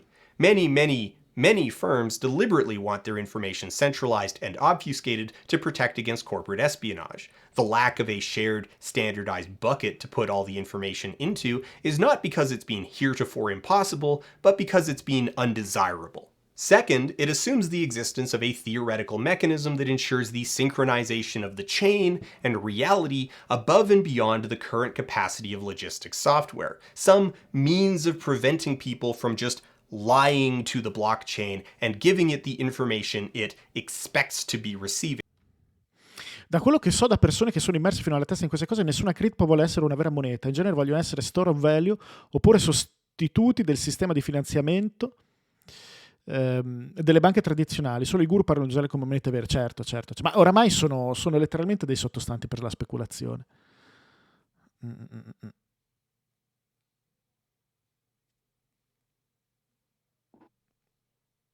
Sì, davvero Caesar. È il gatto di Schrödinger che è sia vivo che morto anche dopo che hai aperto la scatola. Hai tolto la scatola.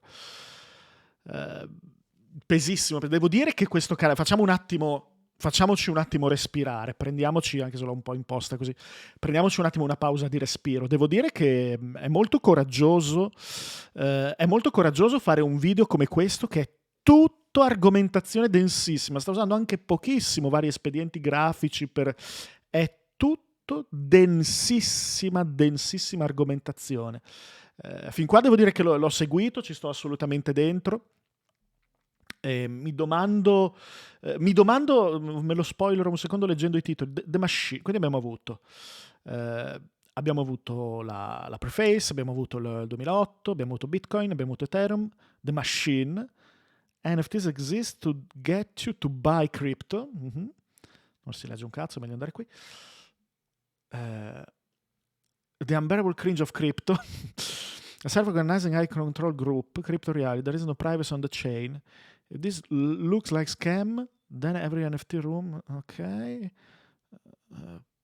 Play to earn exists to get you to buy crypto. We're gonna make it, and by we I mean us, not you. Ok. Che peso.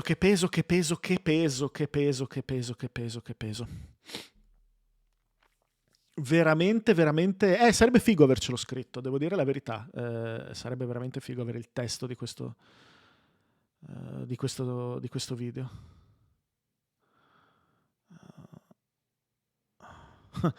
Sentite questo, I love Dan, è il perfetto antidoto per l'argomento non lo capisci perché non hai avuto esperienza, che ci ricorda quello che vedevamo all'inizio.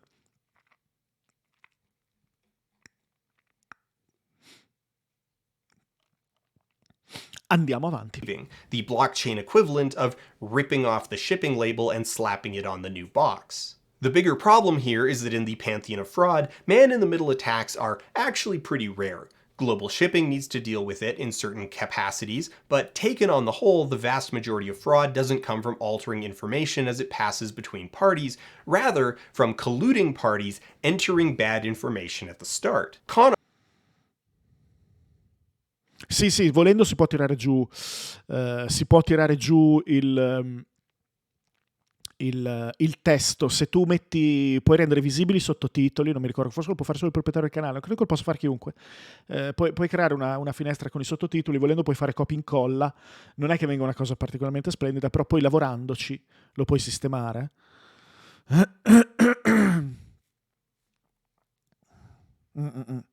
E non credo siano automatici così, perché ho visto alcune differenze nel testo rispetto a quello che lui sta dicendo, però non ne sono sicuro.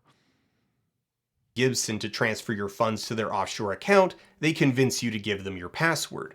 Most fraud comes from people who technically have permission to be doing what they're doing. Rather than preventing these actual common types of fraud, cryptocurrency has made them absurdly easy, and the main reason why cryptocurrency needs to be so resistant to man-in-the-middle attacks is because the decentralized nature of the network otherwise makes them acutely vulnerable to those attacks. What this all kind of means is that blockchains are all pretty bad at doing most of the things they're trying to do, and a lot of the innovations in blockchains are attempts at solving problems that blockchains introduced. The biggest issue that cryptocurrencies have suffered from is a lack of tangible things to actually use them on as currencies, rent or food or transit. This is for pretty simple reasons. One is that the transaction fees on popular chains are so prohibitive that it's pointless to use them on any transaction that isn't hundreds if not thousands of dollars. No one is going to buy the Bitcoin bucket from their local KFC. Ethereum's main transaction fee, called gas, on a good day runs around $20 US per transaction, but that's severely optimistic. As of December 2021, the daily average cost of gas hasn't gone below $50 US since August, with the 3-month daily average riding over $130. And that's just the daily average. The hour Cazzarola. Carlo Stronzi. Non nominate Carlo Stronzi con questa leggerezza, ragazzi. Un fremito. Una perturbazione nella forza. Hourly price can and does swing by up to 2 orders of magnitude. The throughput of blockchains is so abysmal that transaction slots are auctioned off to the highest bidder. That's why these numbers are so extreme. It only takes a few high rollers competing on a transaction to drive the hourly price of gas up over $1,000 US. The internal term for this is a gas war, because it's just that common. Bots, in particular, can drive gas prices well into the tens of thousands of dollars as they compete to capitalize on mistakes, such as someone listing something for sale well below its general market price. Also, it needs to be stressed, these gas wars aren't localized to just the thing that's being fought over. If Steam is getting hammered because Concerned Ape posted Stardew Valley 2 by surprise, that will probably stay pretty well contained. If Taylor Swift concert tickets go on sale and Live Nation gets crushed, you might never even know. Grazie Calvignola, grazie del Prime. What those don't do is cause the cost of placing an order on DriveThruRPG to spike by 8,000% for 3 hours. The second big reason is that value on the coins themselves is so volatile that unless you're willing to engage with the speculative nature of the coins, there's actually a huge risk in accepting them as payment for anything. Bitcoin in particular, owing to its glacial transaction times, suffers from problems where the value of the coin can change dramatically between the start and end of a transaction. This is such a problem that it's led to the rise of an entire strata of middlemen in the ecosystem, so-called stablecoin exchanges like Tether that exist to quickly transfer cryptocurrencies between each other and lock in values. The stablecoins, rather than having a speculative value, have a value that's pegged to the value of an actual currency, like the euro or US dollar. The underlying problem that they exist to solve is itself twofold. One is that converting cryptocurrency into dollars is the step of the process that makes you accountable to the taxman, and the primary goal of crypto in general is to starve public services, so that's a no-go. The second is that there just aren't actually that many buyers, and there's not enough liquidity in the ecosystem to cash out big holdings. Oh ragazzi, facciamo sapete quale sarebbe la grande soluzione? Usiamo i dollari. E qui arrivano gli NFT. Curiosissimo di vedere come vanno a infilare. No, no.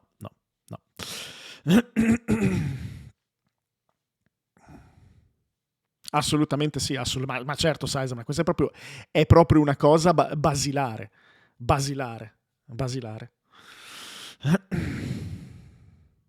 E può solo essere un sottostante speculativo una cosa del genere, una cosa così volatile, non può avere nessun altro utilizzo. Tether, the largest stablecoin, used to advertise itself as being backed on a one-to-one basis back when it was called Realcoin, but that language has become far more nebulous over time as it's become obvious that it just isn't true. This is a very complicated situation, but the short version is that the people who own Tether also own a real money exchange called Bitfinex, and there's evidence that the two services, both which require having actual dollars on hand in order to back their products and facilitate exchanges, are sharing the same pool of money, swapping it back and forth as needed. This means that at any given time, either service is potentially backed by $0, or at least that's what the data implies might be the case.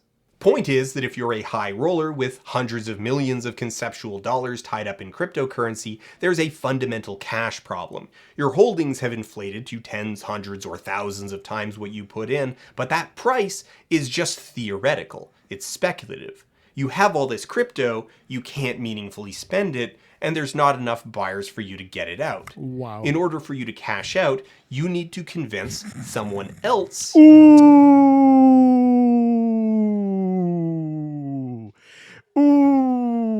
Imito il cane dei vicini. Cos'è arrivato? Cos'è arrivato, ragazzi?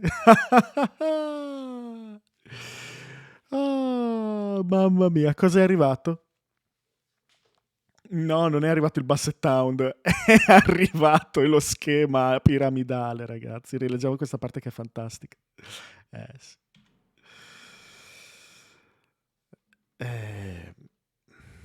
Vado, Hundreds of millions of conceptual dollars tied up in cryptocurrency, there's a fundamental cash problem. Your holdings have inflated to tens, hundreds, or thousands of times what you put in, but that price is just theoretical. It's speculative. You have all this crypto, you can't meaningfully spend it, and there's not enough buyers for you to get it out. In order for you to cash out, you need to convince someone else to buy in.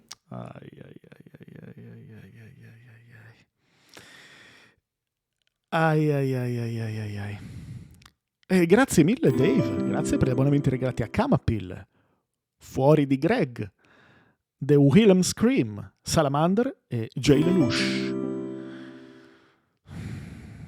These factors, taken holistically, mean that cryptocurrency is a bigger fool's scam. There's a lot Vediamo un po' come lo descrive.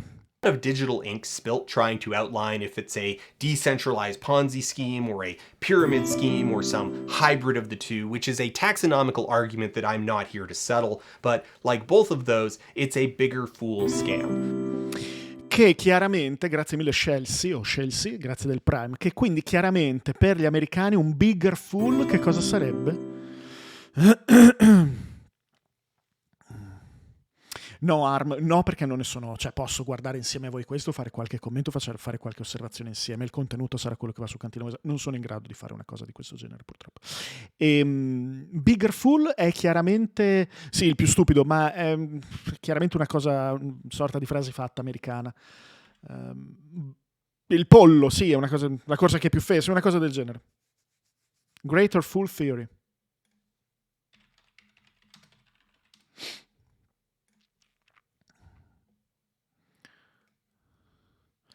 In finance, Greater suggests that one can sometimes make money through the purchase of overvalued assets. I don't purchase prices. If those can later be resold at an even higher price.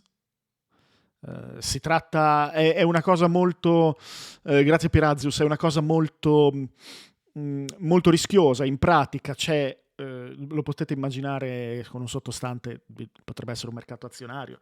Il prezzo sale, tu sai che c'è una bolla in atto, però finché questa corsa alla speculazione è in atto, in realtà comprare può essere conveniente per poi rivendere che sta ancora salendo, in altre parole, però inizia a farsi piuttosto esattamente, Volpion, precisamente. Il rischio è quello di rimanere con il cerino in mano, essere l'ultimo stronzo che non riesce più a trovare uno più stronzo di lui, però finché lo trovi può essere molto speculativo. Comunque, se siamo capiti. Argument that I'm not here to settle, but like both of those, it's a bigger fool's scam. The whole thing operates by buying worthless assets, believing that you will later be able to sell them to a bigger fool. The entire structure of cryptocurrencies at their basic level of operation is designed to deliver the greatest rewards to the earliest adopters, regardless of if you're talking about proof of work or proof of stake. This is inherent to their being. As Stephen Deal put it, These schemes around crypto tokens cannot create or destroy actual dollars. They can only shift them around. If you sell your crypto and make a profit in dollars, it's only because someone else bought it at a higher price than you did. And then they expect to do the same, and so on ad infinitum. Every dollar that comes out of cryptocurrency needs to come from a later investor putting a dollar in. Crypto investments cannot be anything but a zero-sum game, and many are actually massively negative-sum. In order to presume a crypto investment functions as a store of value, we must simultaneously need to suppose an infinite chain of greater fools who keep buying these assets at any irrational price and into the future forever. Cosa potrebbe andare storto? Cosa potrebbe andare nulla? All right, with all that out of the way, let's talk about the ape in the room. Apri il tuo negozio online. Ok. Davvero sì. Qua abbiamo... erano i bonghi?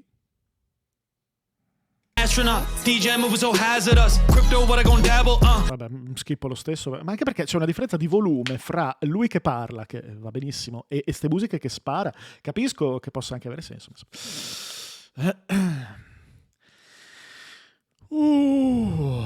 Esattamente, Steve, certo che sì. No, beh, a 750 in realtà avevamo detto che leggevamo, eravamo d'accordo, leggiamo Lettera a mio figlio di Umberto Eco. Cosa dite? Ditemi voi, Vapor. Si può fare. Poi magari facciamo anche una serata di letture bonus, insomma, se troviamo un po' di cose da leggere.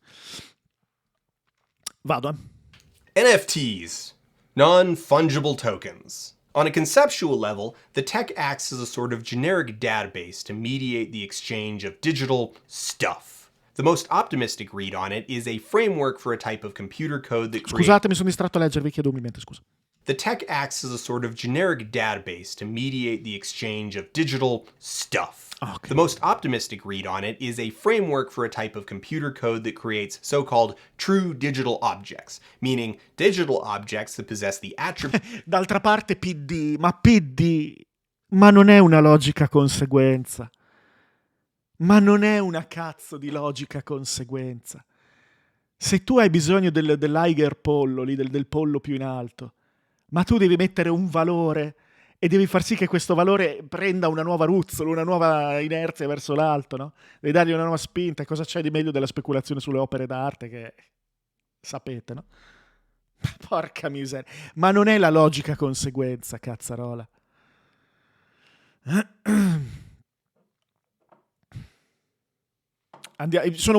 Dico questo perché mi sono spoilerato il fatto che lui lo legherà al fatto di entrare nel mercato delle cripto attraverso gli NFT. Se è così, come pare che sia, se è così, abbiamo fatto 2+2.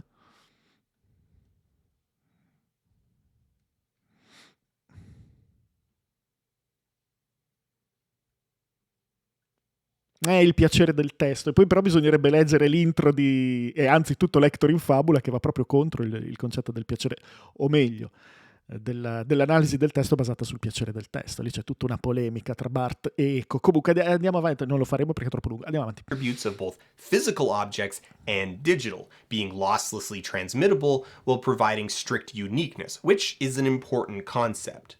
Strict uniqueness is a way of saying that two different things are different things, even if they're different copies of the same thing.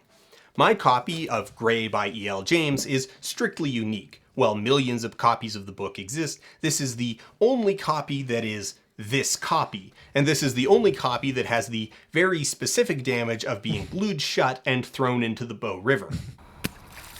It is also strictly scarce. While millions of copies of Grey exist, that's still a finite number, meaning it is possible, though not immediately practical, for the world to run out of copies. NFTs impose a simulacrum of this physical scarcity and uniqueness onto digital objects within their ecosystem.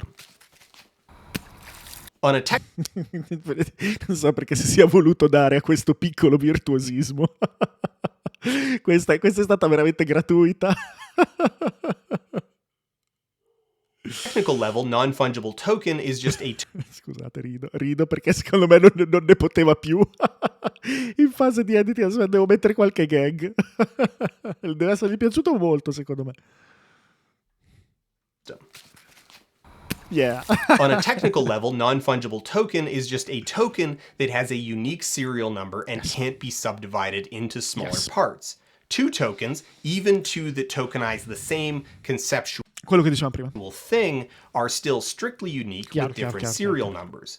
Within the context of Ethereum and its E grazie Mr. Supa, grazie del supporto. clones, these tokens are effectively a small packet of data that can contain a payload of code. It's a box that you can put a microprogram into. That microprogram is called a smart contract, a name that is so comically full of itself that Già questa mi fa ridere. I feel like it's misleading to even call them that, but I have to for simplicity's sake. But real quick, yes, that is how the inventors conceptualized the role of these things, as the unity of programming and law. The phrase code is law gets bandied about as an aphorism, and it's just so full of holes that we're going to be spending the next forever talking about it. Before we move into that, this is the root of it. There is a tremendous disconnect between what NFT advocates say they do and what they actually do. But, and this is very important, both the claimed functionality and the actual functionality are both bad. It's all broken, none of it works well, so the idea of it becoming the norm is terrible. But the prospect of what the world would look like if all the mythologizing and overpromising came true, also super suck. E ancora una volta ci sembra che si stia parlando dei nostri compagni. Oddio, ragazzi, sto veramente adorando questo video, comunque è qualcosa di stupendo, veramente fatto bene. Bellissima argomentazione. Vado avanti, intanto lo dobbiamo assorbire, dopodiché se avremo obiezioni, integrazioni, volentieri. Però, come vi dicevo, ci diamo dentro, The end goal of this infinite machine is the financialization of everything. Che culo. Any benefits of digital uniqueness end up being a quirk, a necessary precondition of turning everything into a stock market. Wow, scusate che io su Quirk ho un problema. Ah, una stranezza, ok. Ghiribizzo, per me Quirk è ghiribizzo, Il testo, l'avete trovato, bravi, bravi. È un ghiribizzo. Sghiribizzo non esiste, Vapor. Insomma, dimostri di essere o pigro o ignorante o sei in malafede.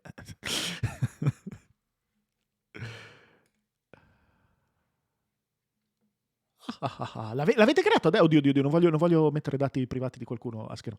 L'avete fatto voi adesso? Siete dei fighi. Vado. No, certo. Seguiamo il video che comunque ci facilita. Vado, Tutto bene, tutto a posto. Vado. There's nothing Drumming bonghi.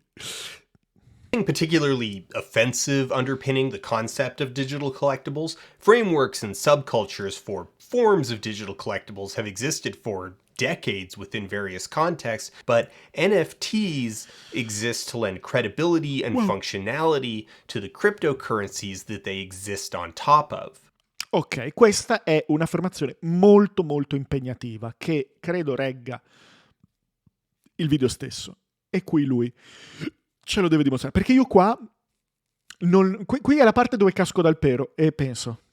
Cioè, concettualmente in realtà fila molto, però ma me la devi spiegare. Okay.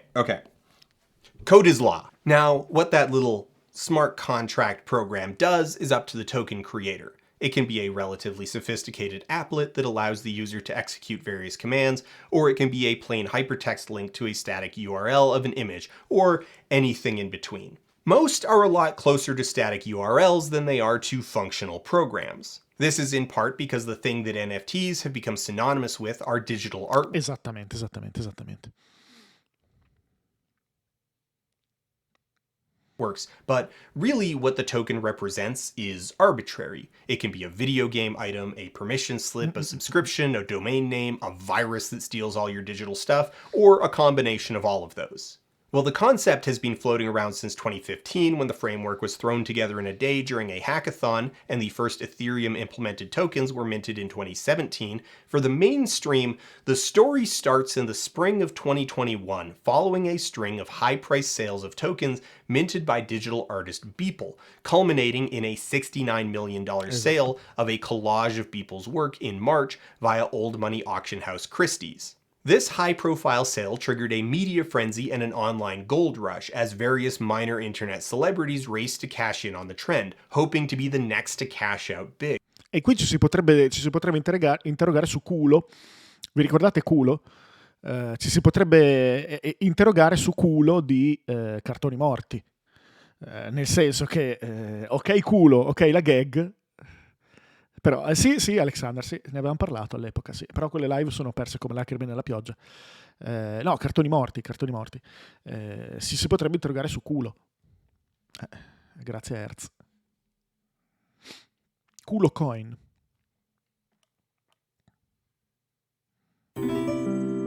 Con tanto dei suoi NFTs. Grazie Bambaroga. Grazie dell'abbonamento. E anche Silvex. Grazie mille del Prime.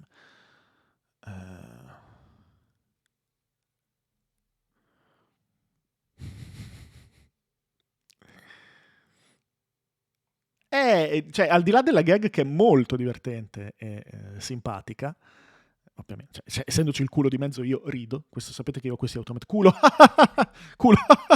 Culo! Per me è un automatismo. Ma a parte questo, cioè, alla fine culo te lo mette. Roadmap.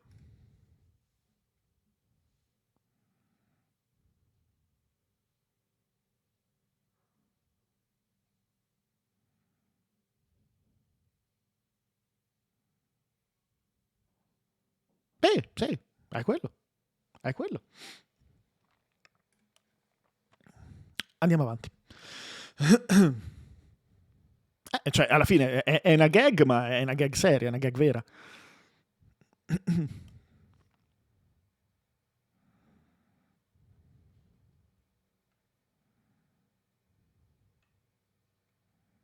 Andiamo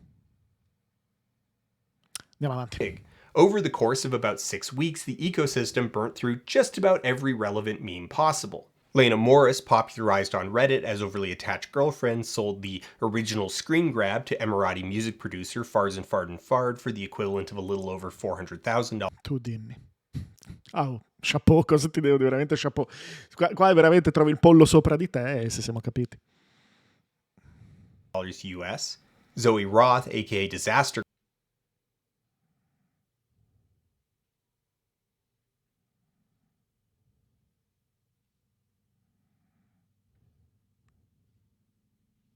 Girl, sold the NFT of the original Disaster Girl photograph to Fard for also $400,000. E chiaramente questa immagine ce l'hanno tutti, ok? Ma lei può dire questa è la mia, questa è firmata da me, e quindi è la vera e originale. Quindi aver avuto il culo di essere stato una faccia da meme di quelli grandi ti consente di vendere l'NFT di quel meme, che è unico come lo sarebbe se lo vendessi io, ma io non sono non firmo con lei.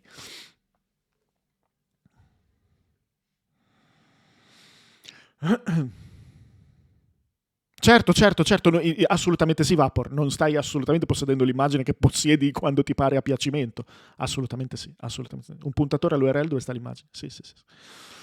$1,000. Kyle Craven sold the original Bad Luck Brian photo for $36,000 to an anonymous buyer at A. Nyan Cat sold for almost $600,000 with multiple variants also selling for $6.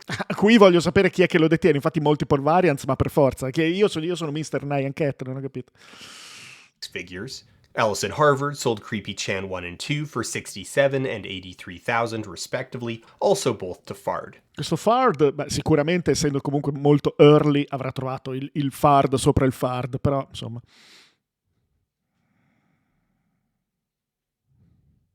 In addition to these high-profile sales of things that were all certo Ziga, already popular, whale buyers like Fard were dropping 4- and 5-figure sales onto a random assortment of other artworks. Corporations and individuals auctioned off NFTs representing intangible, non-transferable concepts like the first tweet or the first text message. Cryptocurrency evangelists jumped at every opportunity to proselytize this new, bold, revolutionary marketplace that would free artists from the yoke of the gig economy and provide buyers with an immutable record of ownership of authenticated artwork stored on an eternal distributed machine. You could be holding the next generation's Picasso. Artists could continue to earn passive revenue from secondary sales.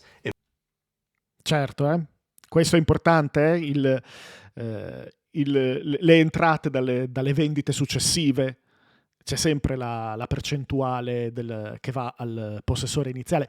Per questo, correggetemi se sbaglio, per questo è così speculativo riuscire a lanciare un NFT che abbia successo, perché ogni volta che viene venduto al pollo successivo, il primo venditore guadagna di nuovo.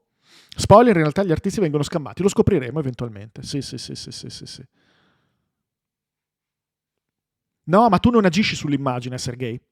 Non agisci sull'immagine.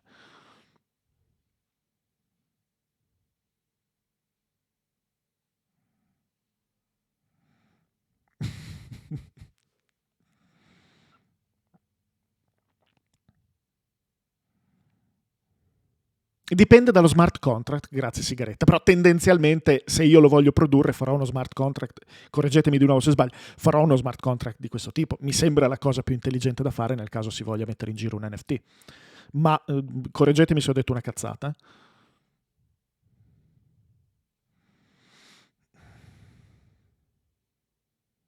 Questo non ho dubbi, Vapor, assolutamente.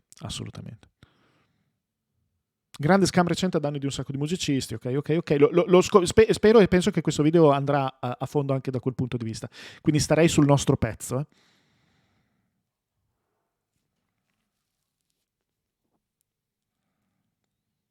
Vedi chi è a metterlo in vendita, Melopius, e lo ricostruisci, anche lì chi mi impedisce di dire io sono il tipo del meme anche se non lo sono, a parte che ora è già tardissimo per fare una cosa del genere. Devi solo fidarti, devi fare in modo di fare una costruzione narrativo social che faccia vedere che sei tu, una cosa di questo genere. Sì, Satori, è speculazione e flex reputazionale, non c'è altro. Perché di fatto non possiedi nulla, appunto, se non un indicatore, come dicevamo prima. È l'arte privata dell'oggetto artistico, lasciando soltanto la speculazione. Non ha nessunissimo tipo di ragione estetica. Non c'è nulla che abbia a vedere con qualunque sia il vostro concetto di bello, non c'è nulla che abbia a che vedere con il bello, questa cosa qui. È semplicemente l'idea che esisterà qualcuno che comprerà a un prezzo maggiore. In tutto questo, cioè, la speculazione finanziaria esisteva, non c'era bisogno della blockchain per fare speculazione finanziaria, cioè, nel senso, anzi ce n'è di molto più affordable, tendenzialmente. Andiamo avanti. Imagine what it'll be worth in 5 years. This created an air of absolute mania, as it seemed like anything could be the golden ticket. Obviously. Digital artists, especially those working with media like generative art that's difficult to monetize via conventional channels like physical prints, raced into the space and, on the whole, lost a lot of money. Critics began questioning what it was that was actually... Esatto, sigaretta, per prendertelo in quel posto in un modo nuovo e più indipendente.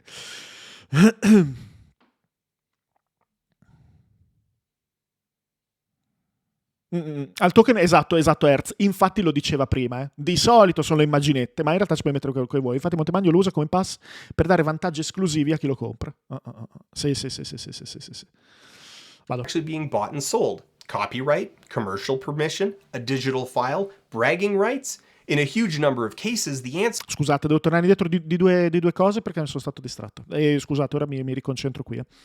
Those working with media like generative art that's difficult to monetize via conventional channels like physical prints, raced into the space and, on the whole, lost a lot of money. Critics began questioning what it was that was actually being bought and sold. Copyright, commercial permission, a digital file, bragging rights.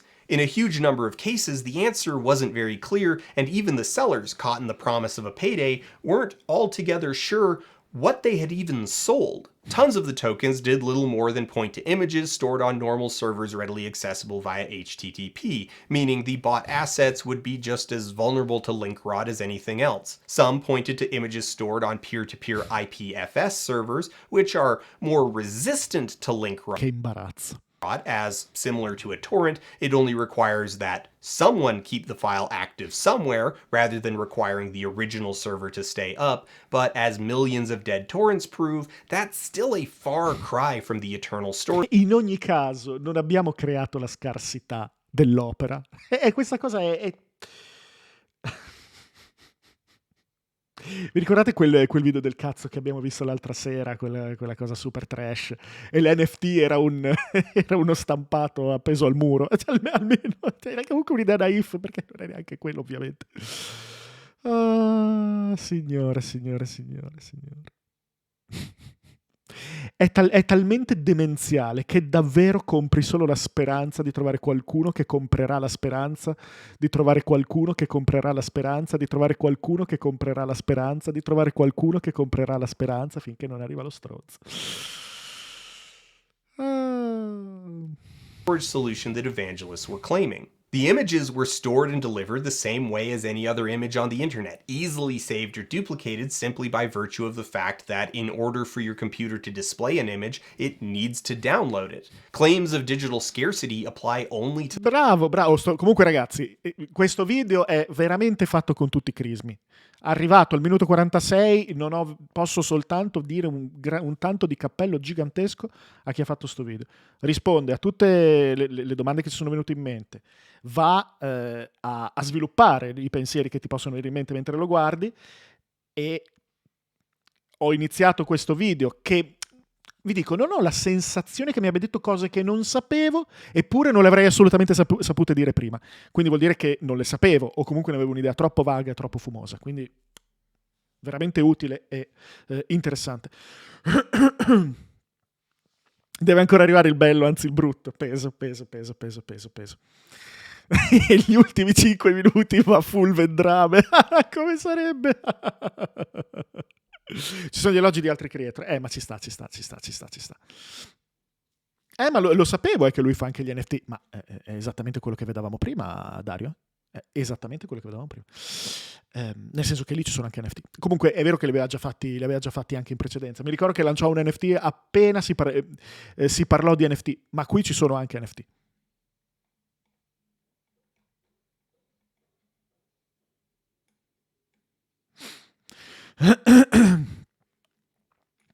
Però lui fece un NFT proprio il giorno della notizia che si scoppiò il discorso NFT.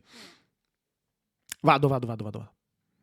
Sì, Dario, no, ma ho capito, è che quelle virgolette sono abbastanza duopo. E non è un giudizio sull'eventuale opera, ovviamente, ma sul fatto che di fatto non vende l'opera. Comunque, andiamo avanti. To the token itself, not the thing the token signifies. Ragazzi, sta cosa la dobbiamo risentire, è troppo bella. Order for your computer to display an image, it needs to download it. Claims of digital scarcity apply only to the token itself, not the thing the token signified. More than that, there was no cryptographic relationship between the image and the tokens. The image associated with a token could be easily altered or replaced if the person with access to the server that the image was hosted on. Questa cosa è bellissima perché non solo tu non fai altro che acquistare un cazzo di... È un link di fatto, è una cosa che ti rimanda a un indirizzo, nel caso di queste cose così basiche, eccetera, eccetera. Ma ovviamente io in quell'indirizzo, dopo che tu hai comprato la Mona Lisa, posso mettere il mio culo. E tu sempre il mio culo andrai a trovare. Capito? Cioè, è troppo bello. Cioè, bisogna farla sta cosa. Il culo era veramente il nome giusto. Just changed file names, making... Un link sbrilluccicoso. Esatto. Penso che sia la giusta definizione. Si torna sempre lì, Dario. C'è poco da dire. Vado avanti, anche se ci serve fare altre gags. Andiamo avanti. La piena automazione. The relationship between the two tenuous and flimsy in a way that undermined the claims that this was somehow a more durable. Giusto, giustamente. Bravo, bravo, bravissimo, bellissima argomentazione, bel collegamento a quello che dicevi prima. Bravo. Quindi non è... Cazzo, non è mai vero niente. È allucinante. Non è mai vero niente di quello che è promesso da questi... Ah, bravo.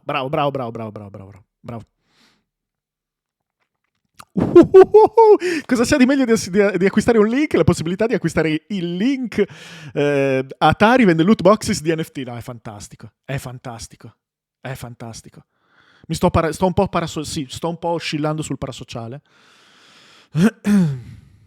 E la mail, Dario, vai sui miei canali, prendi ad esempio Was a Channel, vai su informazioni e trovi per richieste commerciali, anche se non è una richiesta commerciale, questa è la mia mail, e tu scrivimi e mandami la mail.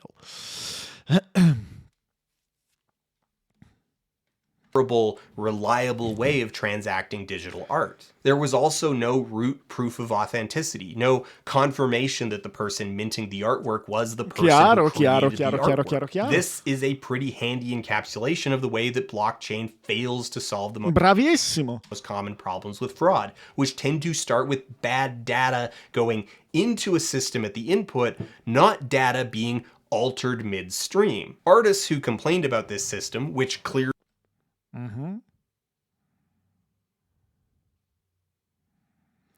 Scusa, volevo leggere. Sadly, I'm going to have to completely shut down my entire DeviantArt gallery as people keep stealing my art and making NFTs. I can't and shouldn't have to report each one. Ma d'altra parte, Liam Sharp, artista che postava su DeviantArt, se io voglio di fare un NFT della tua opera, cazzomene.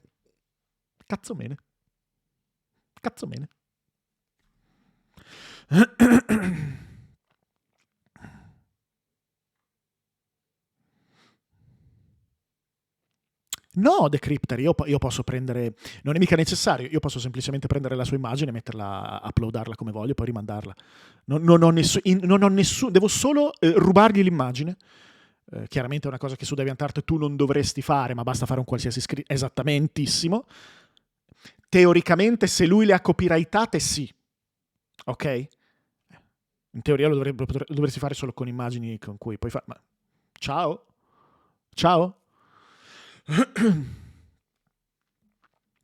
Esatto, Simrab. Tra l'altro è giustissima la tua osservazione. Questa speculazione disincentiva l'arte, perché questo artista, non potendo avere nessun controllo di questa cosa... No, infatti non è legale, Matt. Se lui l'ha protetta con diritto d'autore, a seconda di come l'ha protetta, non è legale. Ma mi vai poi a prendere? Il Mr. X che l'ha fatto. E a questo punto arrivi a disincentivare. Questo artista si ritrova a dire: ma io piuttosto le levo le mie immagini. Si incentiva invece il plagio e il furto. O l'arte senza autore, appunto, Vash. Interessante e bene. Tra l'altro, sì, Vapor. Però per avere una scusa come quella dovresti rimandare realmente al coso di DeviantArt, perché non dovresti neppure creare un altro luogo dove l'hai caricata, perché non potresti farlo teoricamente. Clearly incentivized impersonating popular artists, including no, Sir Didymus, no. Ci sono tutta una serie di crimini pesissimi che dovrei fare per poterne discutere. Questo Vapor è esattamente il punto, non lo dice nessuno. Infatti sei il Mr. X che non beccherà mai nessuno. Gyroworld, è molto giusto quello che tu dici.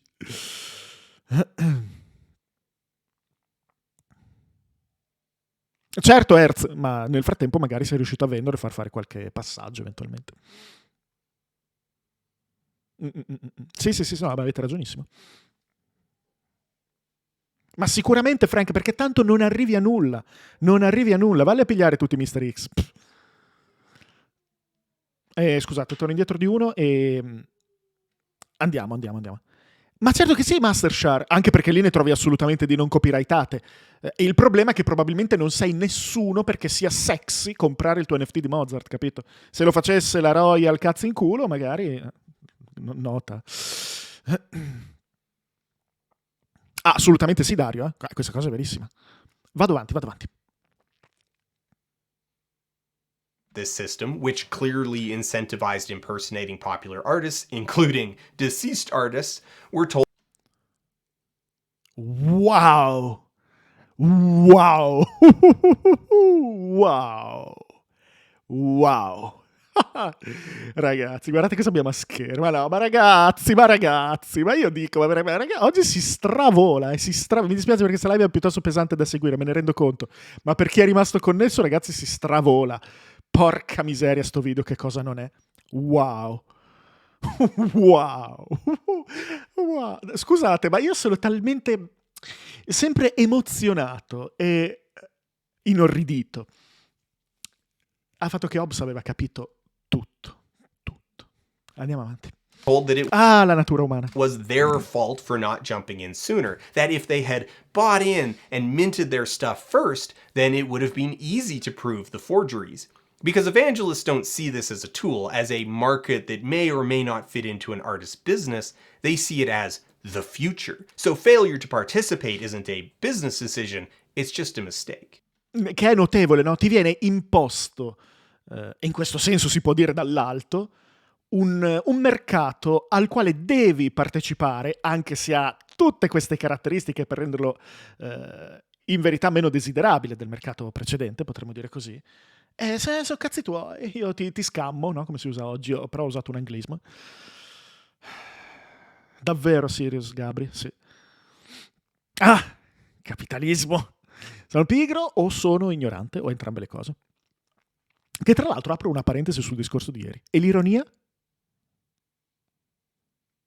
E l'ipotesi dell'ironia? Andiamo avanti.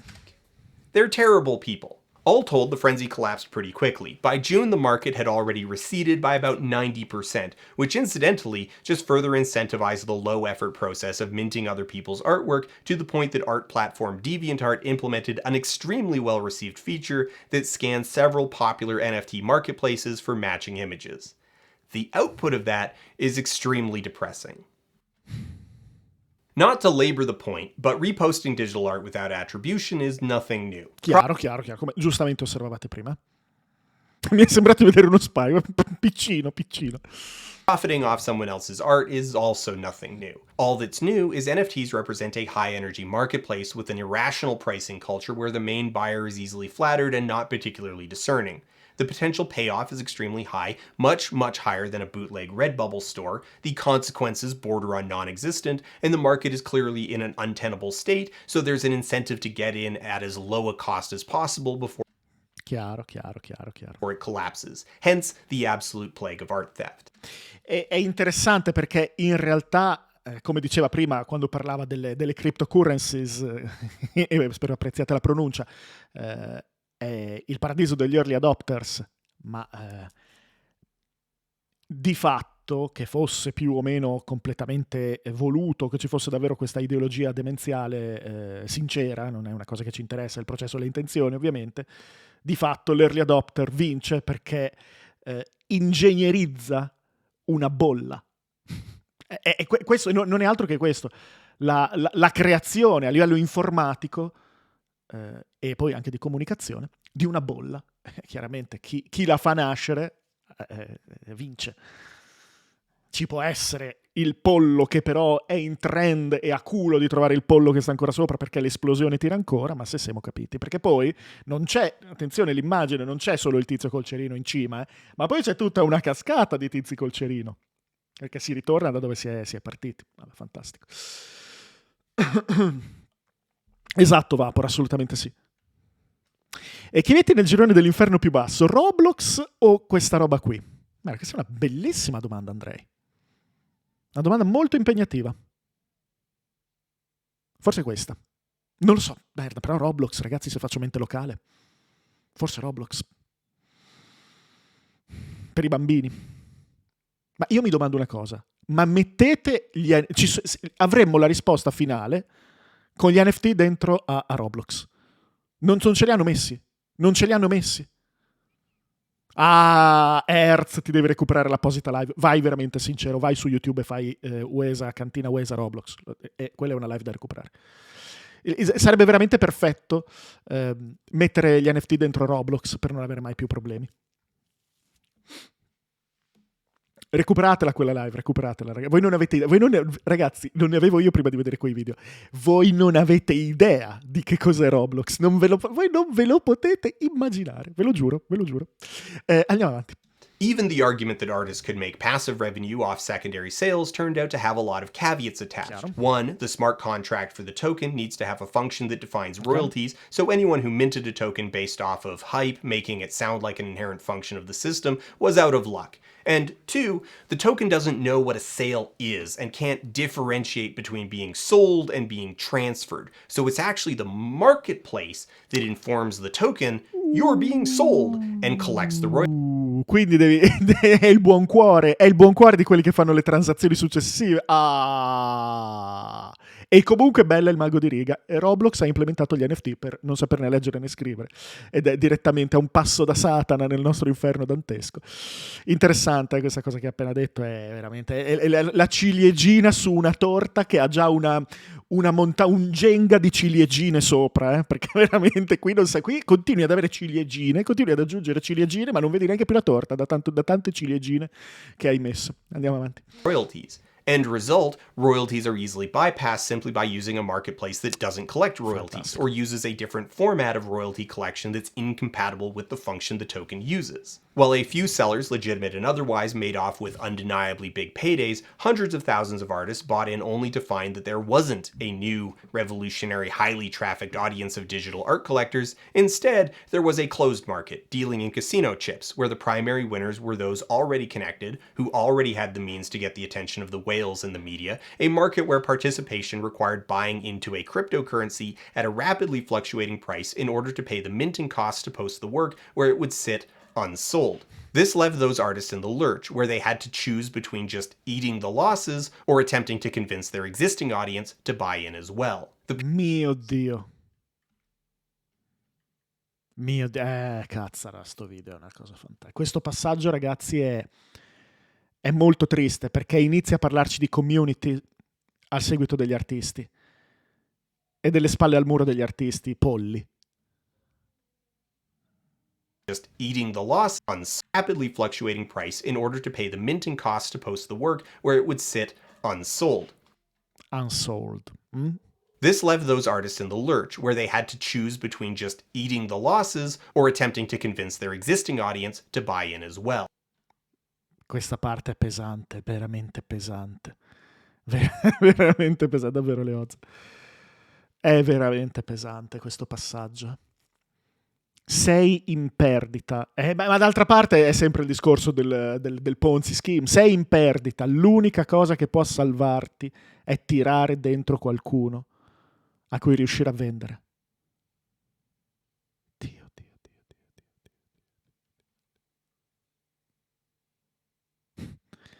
Sei costretto, una volta che ci sei entrato, sei costretto con la morte nel cuore e il vomito qui, sei costretto ad andare fuori e a dire: ragazzi, entriate nel magico mondo. Bravissimo The Monitor, bravo, e ragazzi guardatevi Welcome to the NHK.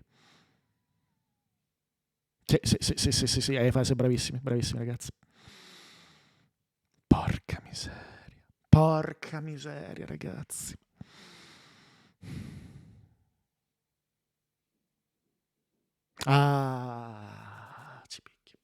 Ci picchia. The people who actually won were the people with large holdings of cryptocurrency, specifically Ethereum, which mediated the vast majority of these big ticket purchases. David Gerard, author of Attack of the 50-Foot Blockchain, summarized it on his blog very succinctly as such. NFTs are entirely for the benefit of the crypto grifters. The only... Scusate, voglio assolutamente il grifter preciso. Ok, truffatore. Posto. purpose the artists serve is as aspiring suckers to pump the concept of crypto, and of course to buy cryptocurrency to pay for minting NFTs. Ah, se ripenso a quel tizio di quella conferenza. No, Darkmat, questo sfondo è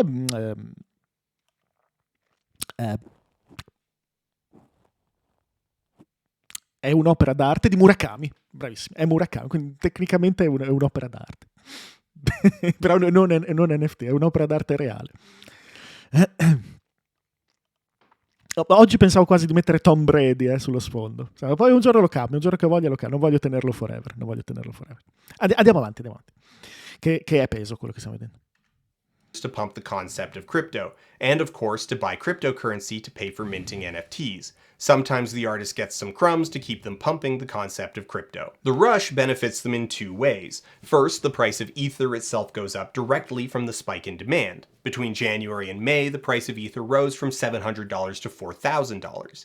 And second, there's new actual buyers who aren't just trading Bitcoin for Tether for Ether and back again, but are buying in with dollars, providing the whole system with the liquidity needed for whales to actually cash out. This arrangement, needing to buy a highly volatile coin from people who paid far, far less for it in order to participate in a market that they control, is why people reflexively describe the whole arrangement as a scam. If you buy in at $4,000 and compete against people who bought in at $4, you're the sucker. It reveals the basic truth that these aren't marketplaces, they're casinos. And indeed, even through all the rhetoric of protecting artists and whatnot, was the ever-present specter of the gamble. Whatever you buy now might be worth hundreds of times more later. Constantly invoked as the opposite proposition of the bad deal. What if you had been the person who bought in at $4? Let's take a closer look at that eye-watering $69 million Beeple sale. Independent journalist Amy Castor has done an enviable job running down the details here in her piece, Metacoven, the mystery Beeple art buyer and his NFT DeFi scheme. But to summarize the long and short of her Vi leggo la data del video non ce l'ho in questa visualizzazione, credo sia molto recente comunque. Ah, è così recente, wow!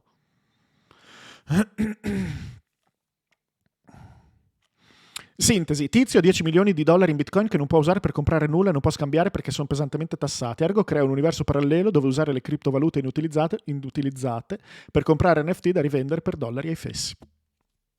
Grazie Vapor. Quindi siamo anche molto sul pezzo a vedere questo video, bene. Notes the buyer is a crypto entrepreneur named Vignesh Sundaresan who purchased the piece to boost the reputation and value of his own crypto investment scheme, Metapurse, and Metapurse's own token, B20, which Beeple owns 2% of the total supply of. Following the Christie's sale, the reported value of B20 went from 36 cents per token to $23. And that's just the anatomy of a single sale. The very obvious conclusion observers reached was that none of this is about the art at all, but the speculative value. Not what it's worth to you, but what it'll potentially be worth in the future to someone else.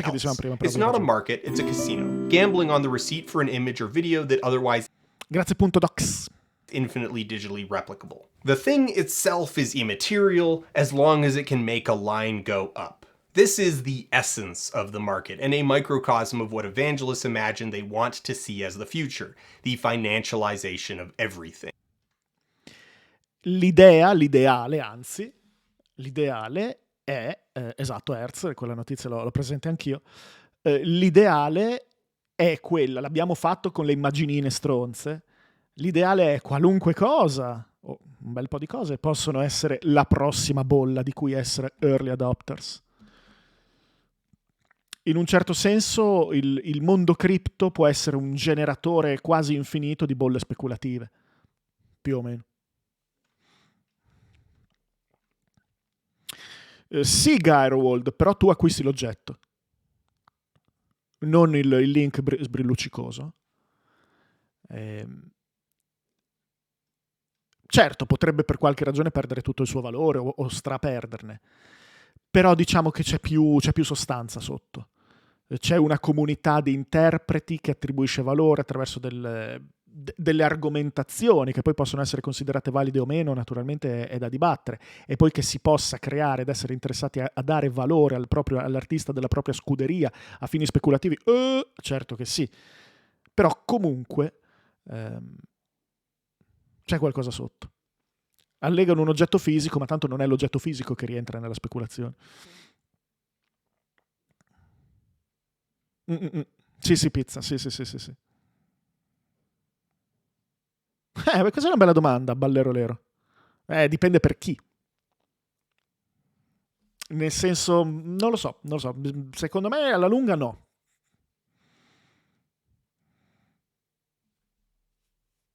Vado. The frenzied market around old Reddit memes was doomed from the start. There's a finite supply of meaningful originals, so to keep this thing going, to keep the line going up, you need something more. Something less tied to anything specific. Sir, the Lambo's ready. What?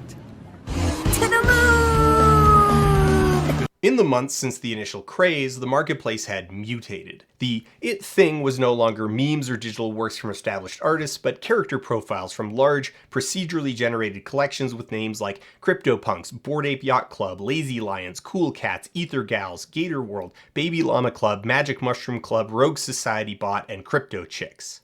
These were notable for, again, commanding utterly irrational prices, seemingly completely decoupled from any legitimate or legal transaction, and being generally extremely fugly. This Fugly, immagino sia per fucking ugly.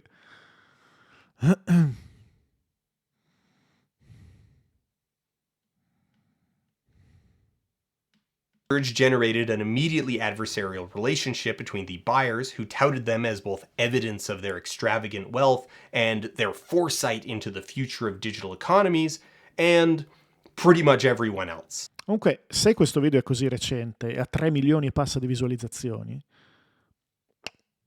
mica male. Mica male. Mi piace questa cosa. Magari è un video che cambia un po' le cose, chi lo sa. E dura 2 ore. In realtà il fatto che duri 2 ore aumenta le visualizzazioni. No, ma sì, cioè nel senso, in realtà dovrebbe rimbalzare gli utenti, ma nel momento in cui lo guardi è facile che YouTube ti consideri più attacchi al video come visualizzazioni diverse.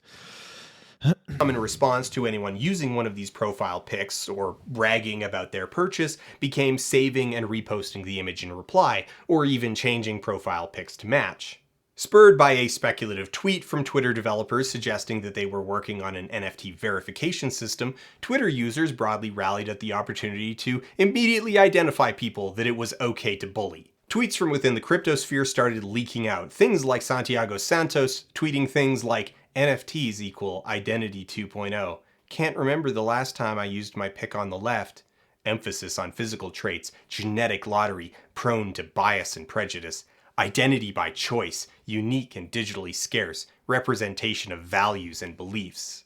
Of course, what Santiago was leaving out was that he had paid the equivalent of $171,000 US for that profile pic, which probably gives him some incentive to really commit to it as something. E comunque non è la pic, perché è una pic che possiamo usare tutti quanti in qualunque momento, ripetiamocelo questa cosa. Something interesting and special, even though, stripped to the studs, literally all he was describing was using a non-representational image as a profile pic. For about 6 years, my profile on the Dungeons & Dragons forums was a stock photo of a cabbage. So, not really breaking new ground here. Greg Grande.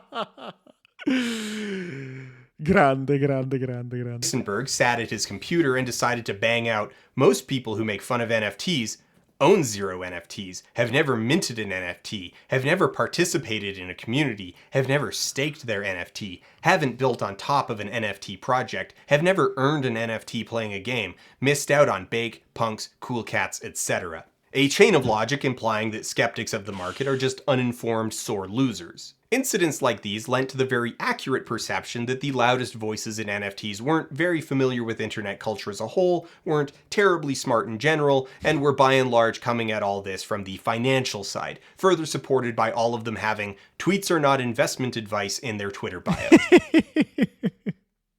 In short, the same people who made and bought Juicero. What is this? It's a Juicero. It also laid... Che cos'è Juicero?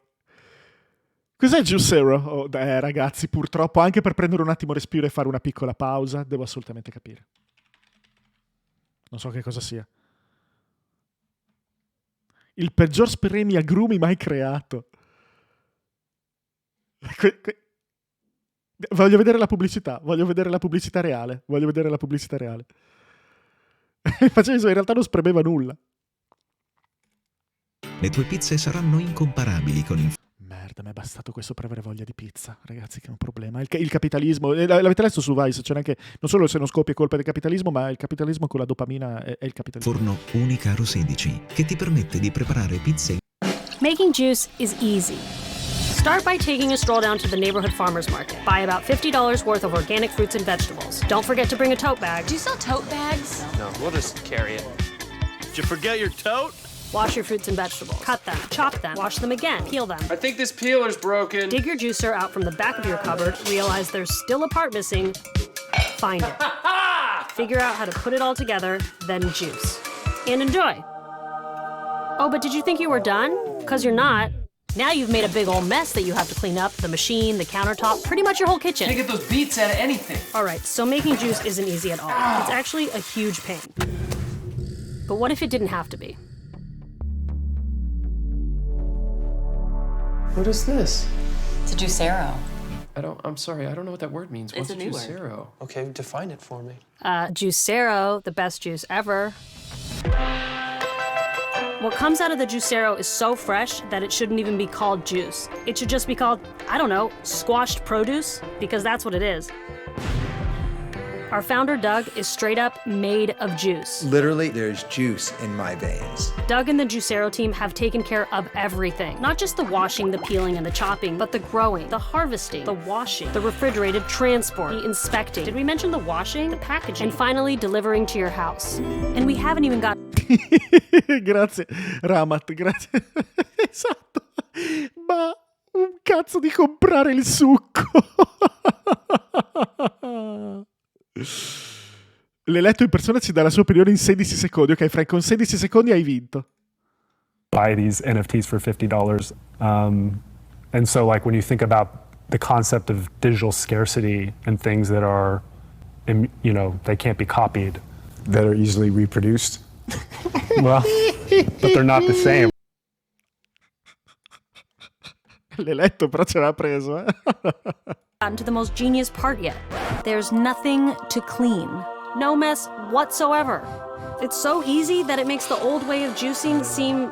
Ci stava il riferimento decisamente. Ci stava il riferimento. Esatto, Sergeant QP. Andiamo avanti. Laid bare that the conversations were inherently suspect. How can you ever trust the sincerity of someone telling you how awesome their $171,000 investment is when your persuasion stands to directly benefit them by potentially driving up the value of their investment portfolio? Che cos'è questo di cui lui ha appena parlato? È un conflitto di interessi, secondo voi? È interessante questa domanda che lui pone, anche espandendola al di fuori. How can you ever trust the sincerity of someone telling you how awesome their $171,000 investment is when your persuasion stands to directly benefit them by potentially driving up the value of their investment? Anzi, mi fido ancora di più, anzi, lui sa di cosa sta parlando, anzi, soltanto lui ne può parlare, anzi, è un pro. Anzi, è il mio idolo, lo amo e credo solo a quello che dice lui. Investment portfolio. You've got to be extremely rich for $171,000 to not be an extremely sunk cost, and that's absolutely going to weigh on your mind and influence how you see the market. Questo passaggio è fantastico comunque. Sto passaggio è fantastico. Questo passaggio è veramente fantastico. For $171,000 to not be an extremely sunk cost, and that's absolutely going to weigh on your mind and influence how you see the market. So for my... Sarà meglio che sia una microscopica percentuale di quello che incassa. Andiamo avanti. For my part, I tweeted about several of these incidences and was in response hounded for days by annoying people with NFT profile pics who insisted that I just didn't get it. I wasn't seeing the community. So I decided to go see the community. My experiment started with the Cool Cats Discord, one of the communities that I'd been assured was top of the pile. I joined, read back through days and days of conversation logs, watched the active conversations, and was generally unimpressed. It was at best unremarkable. A primary concern was still rooted in the monetary value of the tokens. If you spend 1 million on a cat, it's not just for Twitter, and no one would be happy seeing someone mint another one later for free. That's why punks are at 120 ETH. Symbols, memes, there's the value.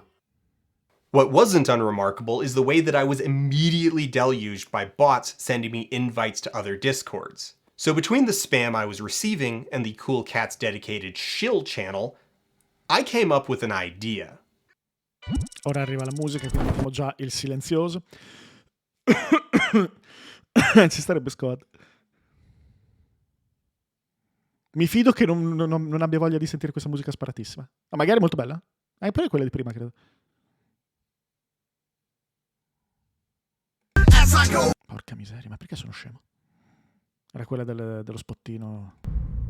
For days now, I've been accepting every spam NFT Discord invite I've received, and it's getting dire. Stoner Cats, Oni Ronin, Magic Mushroom Club, NF Tits, The Humanoids, Ether Gals, Cool Cats, Senzu Seeds, Pro Camel Riders, Long Ween Club, Stick Humans, Bumping Uglies, World of Wojak, Gen Map, Dimes, Magic Marbles NFT, Beverly Hills Car Club, Cash Cows, Long Neck Cartel, Pug Force, Hood Punks, Gorilla Club, Alien Archives, Betting Buddhas, Fighting Turtle Club, The Iconomals, Basement Dwellers, Wizardman Jenkins, Cotty, Metamons, Crazy Skulls, Box Gang, Gym Punks, Uncovered, Nitro Punk, Crypto Bulls, Masquerade Massacre, Cat Colony, SkelFTs, Daffy Panda Ganging Up, Betting Kongs, Wolves of Wall Street, Happy Sharks, Teacup Pigs, Cool Llamas, Mad Carrot Gang, Barnyard Fashionistas, Soul Cities, Oink Club, Outlaw Punks, Crypto Astronauts, NFT Worlds, Panda Paradise, Time Travelers, Cyber Kongs, Party Ape Billionaire Club, J-Corps, Cryptocados, Meta Birds, and that's about as far as I got before more or less giving up and finally shutting off Discord DMs. Now, this is a fraction of what's out there, but I do think it's a pretty representative sample, and I learned a lot. For example, the basic psychological profile of the average buyer is someone who is tenuously middle class, socially isolated, and highly responsive to memes. Is someone who is tenuously middle. I think it's a pretty representative sample, and I learned a lot. For example, the basic psychological profile of the average buyer is someone who is tenuously middle class, socially isolated, and highly responsive to memes. They are someone who has very little experience with real businesses and production processes, thus are unlikely to be turned off by unrealistic claims about future returns. They are insecure about their lack of knowledge, and this makes them very susceptible to flattery, in particular being assured that the only reason for negativity is because of flattery. Questa parte è importante. Guardate questo. Insecure about their lack of knowledge, and this makes them very susceptible to flattery. Flattery è l'adulazione, no? L'essere adulati. Ditemi se sbaglio, però mi pare che sia questo, no? Ragazzi, questo profilo che lui sta disegnando è le lusinghe, sì, è fantastico. Quanto le lusinghe e l'adulazione sono uno strumento di persuasione, quanto le persone veramente sensibili all'essere adulate e lusingate, sulla scia di questo, perdono il controllo.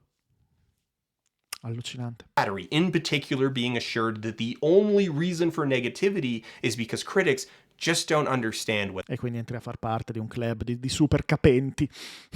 La parasocialità rientra a finestre come. They understand. Being tenuously middle class gives them enough disposable income to engage with a pretty expensive system, but also a very potent anxiety about their financial future. It goes without saying that they're fixated on money and they principally understand the technology as a means of making money. Criticism of the system is typically met with confusion. Don't you want to make money?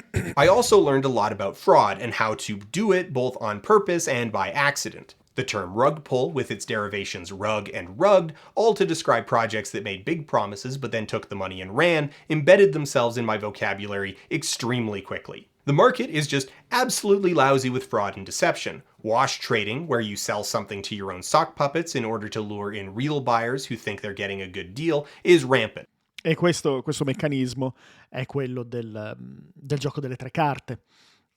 Quelli che per la strada si mettono a fare il gioco delle tre carte hanno sempre l'amico che gioca e vince, che in realtà è un loro amico, è un loro collaboratore. Serve semplicemente per farti vedere che si può giocare e vincere. Solito discorso.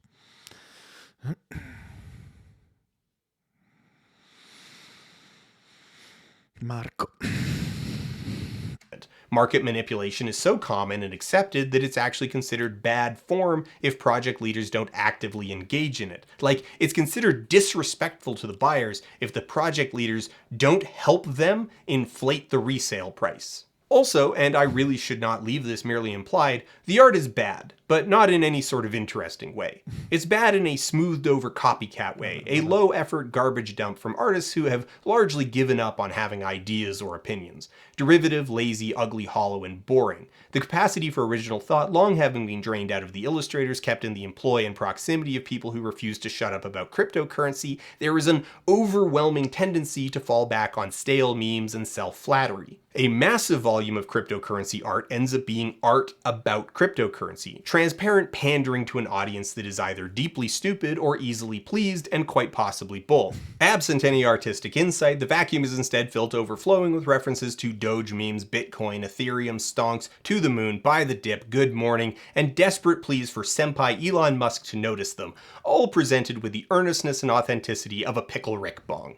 It's tempting to say that my approach, accepting every spam invite, was a really flawed way to delve deeper, that obviously accepting invites from spam bots would mainly lead me into less stable projects. But surprisingly no.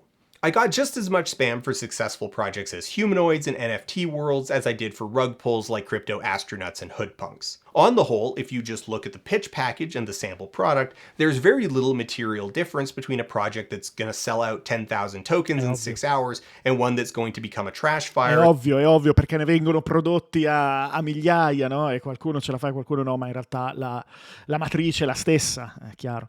The project leader has a nervous breakdown and burns the mint 3 days post-launch after only selling 800 tokens. Party Ape billionaire clubs sold out, bringing in about $3.2 million, and are now flexing their wealth by partnering with other crypto projects like the 2 Chainz produced Sembra Black Mirror nel mondo reale, sono d'accordo. NFT cartoon show The Red Ape Family, which is just really truly shows off the community's deep pockets and commitment to quality. Deep in their roadmap is the promise that they will start production on an MMORPG, a claim that buyers are entirely faithful in. Crypto Astronauts sold 1,262 of their 9,485 tokens, bringing in an impressive $375,000, but as nice as that number is, it's not remotely enough to even start proceeding on their plan to build a full-scale PvP-based MMO. Following the failed mint in October, the devs slowly went quiet, and then bit by bit, websites, social media accounts, and eventually the Discord itself all disappeared. Based off the ostensible product, why should one of these succeed and the other fail? The key distinction ultimately between a Party Ape billionaire club and a crypto astronauts is that PABC was already flush with cash and able to manufacture hype with high-priced giveaways and expensive advertising. Buying advertising space in Times Square in particular is a specific fixation. But running a 10-second ad every 8 minutes on one out-of-the-way billboard in Times Square isn't effective advertising, not externally. All it's really good for is internal propaganda, making insiders feel like the money that they've spent is buying credibility. È l'equivalente del farsi la foto a Dubai, mettiamolo così, o fare il videino da un albergo a Dubai. And if you're in a speculative bubble, betting that someone down the line will buy you out for more than you bought in, credibility is worth everything in the world. Devi sempre dare la sensazione che questo è il centro del mondo, che questa è la prossima big thing e che sia da pazzi rimanere fuori, che sei, anzi, devi far credere che sei in tempo per essere un early adopter. In realtà fai credere ai polli finali che la cosa sta talmente per conquistare il mondo che sei ancora un early adopter. Most game devs would hesitate to post this to Twitter. They posted it to Times Square. This is pervasive. Even in the most established projects, ones that have been going for years, there's not really an underlying thing. These aren't fandoms in the way that you would experience them around a game or... Grazie Enrico e grazie del Prime. Ah, certamente, antimaniera, certamente sì. a TV show or a book. The product is pretty insubstantial, if not functionally non-existent. This is where these projects diverge significantly from the artworks that drove the speculative mania in the spring. They're not positioning themselves as art that's worth possessing for the art, as flimsy and illusory as that claim was, but as ongoing projects that you buy into. The purchase of a token is an abstracted version of buying early stock in a company, a venture capital style investment in promises, which is a very significant mutation. Okay, so what do these phantom companies claim to exist to do? Pretty much all of them promise direct financial returns in some way, shape, or form. Sometimes this is just a nebulous sense that the whole thing will go to the moon, meaning the value of the tokens will take off and thus early buyers will be able to resell for huge profits, or more direct as the project leaders promise the formation of, effectively, an unofficial hedge fund investing a communal pool into other crypto products. Probably the funniest of all of these was Betting Kongs, which wanted to create an unregistered real money casino in which token holders would be explicitly part owners and also permitted to gamble in the casino that they owned. Vabbè, questa è incredibile, ragazzi. Io sono senza... Questa è veramente... Questa è assurda. Questa è assurda, è assurda. Pensate, ragazzi, sarete coproprietari di un casino e potrete giocare dentro al casino. Ma scusami un attimo, la mazza di essere proprietario del casino è che finalmente sono il banco e quindi vinco. Che cazzo, per quale motivo dovrei desiderare ad essere il pollo che gioca d'azzardo? Porca miseria, questa cosa è assurda. È veramente assurda. Che cazzo di target, eh? Che cazzo di target per una cosa del genere? Pazzesco, pazzesco. Pazzesco. Incredibile sto video, incredibile. Abbiamo visto 1 ora e 5 in 2 ore e 34.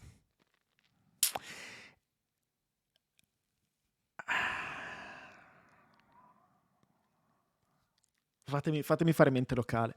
Che cosa facciamo? Lo continuiamo domani? Finiamo il paragrafo. Andiamo fino in fondo a questa parte qui. No, dobbiamo farlo tutto, alienato. Dobbiamo farlo tutto. Betting Kongs is not your ordinary NFT project. We aim to create passive income for our NFT owners by co-owning a casino with a profit split. Welcome to the white paper, fellow gamblers. Why are we doing this? To put it short, we love gambling, and we noticed how a lot of the operators out there are owned by large corporations who have no care for the community or the service they provide. We want to provide a project where everyone playing can be a co-owner of the place they're playing at and make money from it all. È letteralmente creazione di denaro dal nulla. Failure was probably the best outcome for everyone here, if we're being honest. Some promise this in the form of a more conventional media project, like a comic book or a cartoon or a movie, or all of the above. We have planned the creation of a series of comics dedicated to the Pixel Girl. The key image is static, or at least we think so now, but the squeaky girl is still a seductress, so the image of breasts will be presented in various variations that our community will approve. Let's imagine there are 5,000 NFTs holders. There is a 30 million market of comics lovers in the US. On average, every comics lover spends around $20 USD per comic per week. It means $80 per month and $960 per year. The total addressable market is worth $28.8 billion USD. Let's imagine we take 1% of this market. It's $288 million USD per year on the base of monthly subscriptions raised in crypto. This is a cash flow Nice to see some active communication and appreciate the effort, as announced this afternoon, trying to resurrect this project into something successful. The only thing I would like to see, assuming the project can be successfully turned around, is to perhaps, in addition to some revenue sharing, have some revenue donated to breast cancer research. To truly enjoy them, we should keep them happy and healthy.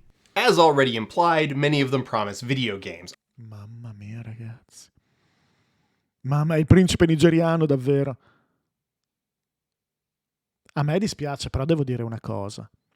Ora, questo video è molto recente, però lo stanno guardando in molti, perché ha 3.800.000 visualizzazioni in pochi giorni. Io fra un po' di settimane non avrò più una grandissima opinione di chi è dentro a questo mondo. Ve lo dico sinceramente, farò veramente fatica. Sono abbastanza basito. Diciamo che un video, perché un video come questo anch'io non ne sapevo, oddio, subodoravo, però non ne sapevo così tanto. Dopo un video come questo, che verrà visto da tantissimi, e le informazioni che porta saranno molto più, spero, penso, immagino, distribuite, eccetera. Diciamo che forse a un certo punto finiscono le scuse. Non lo so, cioè voglio dare voglio non essere stronzo, capito? Cioè mi sembra veramente una follia mettersi dentro a questa roba. Soprattutto prendersi la responsabilità di tirare dentro degli utenti. Lo trovo, non lo so.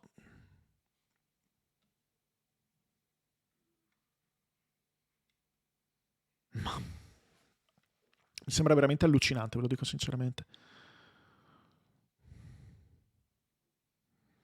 Ah, sicuramente Rise Arco.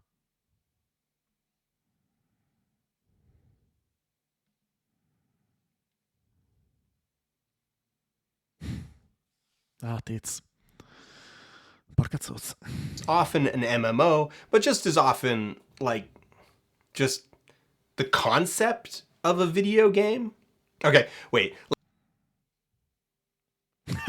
Fra, se il tuo aneddoto è vero è allucinante, veramente allucinante. Ma perché poi comunque si crea un effetto domino, diciamo così. Un video come questo e altre persone che si produrranno contenuti simili, di fatto, fa molto in fretta a farla scoppiare una bolla.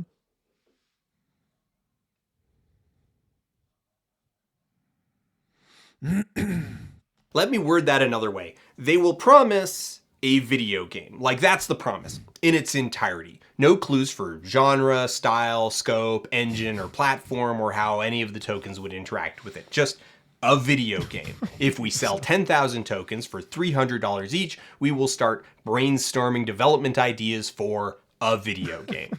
Now, all of these tend to be in collections of 10,000, and there's actually an interesting sort of quirk inside that. The initial format was to mint an entire collection and just shove them out onto the market. The cap comes into play purely because you have to tell the program generating the garbage when to stop. However, as the scheme started to take off and competition rose, it became obvious that this was a sucker's way of doing it because that meant paying gas fees on everything up front. So someone came up with a system for minting a random output on demand, which shuffles the mint cost off onto the buyer. From there, it all took off like wildfire. Very low upfront cost, extremely low risk, plus it turns the entire system into a gacha game with different rarity curves for attributes. At best, these are all obfuscated gambling schemes, at worst, active scams. And the payoff of failure makes it extremely difficult to parse one of those from the other. World of Wojak only sold 20 tokens to 11 people and still pocketed over $5,000. Pro Camel Riders sold 114 tokens to 71 buyers and took home $25,000.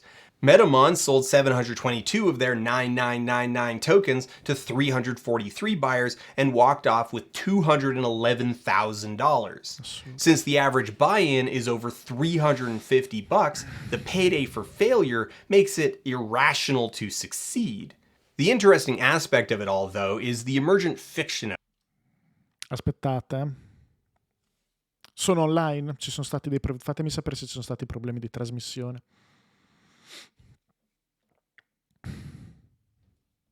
Ci sono. Ok, grazie. Of it. These smoke vendors don't have an actual product more complex than the output of a vending machine in the front of a grocery store, so they need a story to sell instead. And so we get this wave of poorly defined projects pitching a token with an attached JPEG that represents the concept of a thing that could become a future business. What that business does is unimportant, and indeed many of these projects, successful and otherwise, trade in a flattering myth of decentralization, where the direction of the business, down to its fundamental product, is shunted into the indeterminate future to be decided later by collective consensus. Are we a comic book, a movie, a hedge fund, a casino, or a bi-monthly curated box of snacks? Well, that's for the token holders to decide. All that matters is that whatever it is, it will definitely make the value of your tokens go up. So you should definitely buy too. E poi ci stupiamo che la gente creda a qualunque stronzata.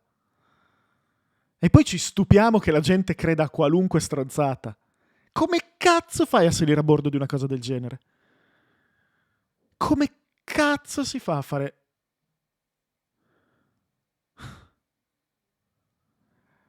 Ragazzi, noi dobbiamo veramente renderci conto di che cos'è la credulità. Perché è qualcosa che va oltre. Io penso che stiamo facendo un viaggio nella credulità oramai da molto tempo. Io personalmente riesco ancora a stupirmi. È incredibile sta cosa, riesco ancora a stupirmi. Ma... boh.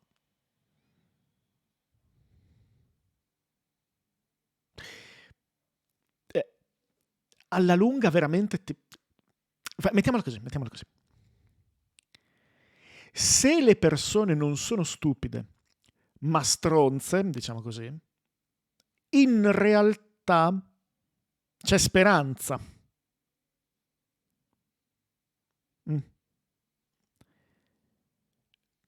Ma se le persone sono stupide e non sono stronze, qual è la ragione per non essere stronzi? Nel senso, non essere i prenditori per il culo? Ragazzi, queste sono domande che io mi pongo tutti i giorni, ve lo dico sinceramente. Sono veramente... boh. Certo, è Kagehizna. Sì. Porca miseria.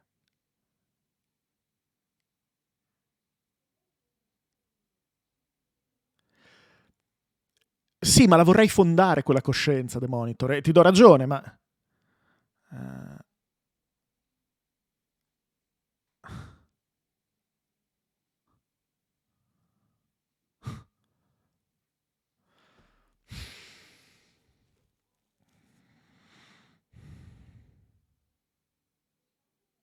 Come fai a sapere che non mi piace, Andrea?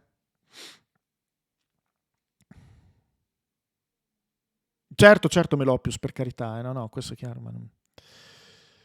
Ah, beh, quindi come i tag. Ah, sì, ho capito.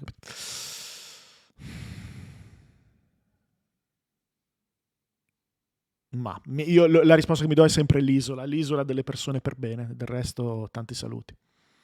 L'isola delle persone per bene, tanti saluti. Non voglio covare né piani malvagi né illusioni di altro tipo. One thing I learned about NFTs, if you think something's going to be a blue chip, you should definitely buy at least two, because you're going to get one emotionally attached to one of them, and you're not going to want to sell it because NFTs are going to explode all over the world. And if you've got a blue chip today, it's going to be incredibly more valuable in 5 years from now, or even 3 years from now, or even 2 years from now than it is today. On the front of otherwise respectable, or at least established brands and people getting into NFTs, the results tend to be extremely tepid and insubstantial, even by the standards of NFTs. Very low risk, low quality, low engagement tokens shoveled out the door to capitalize on a hot buzzword, chasing the cash that's sloshing around. Comunque sia, questo video dice tantissimo anche dell'informazione di tutti coloro che sono saliti a bordo da un punto di vista dei media, no? Dei media tradizionali. E questa persona è andata a fondo. Chi ha contribuito da fuori, no.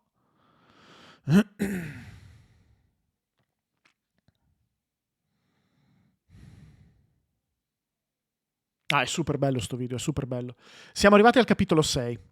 Diamoci uno stop. Questo sarebbe veramente un video da far vedere a scuola, sul serio, questo è un video importante. Se vi capiterà, ma lo so che lo farete, se vi capiterà condividetelo, se sarà pertinente alle discussioni che avrete, questo è un bel video da condividere. Certo, è un mattone, non ci sono dubbi, però se una persona ha voglia di approfondire, considerando la coltre di fumo, io direi che lo finiamo domani. Domani lo aggrediamo e lo finiamo alle 15. E va bene così.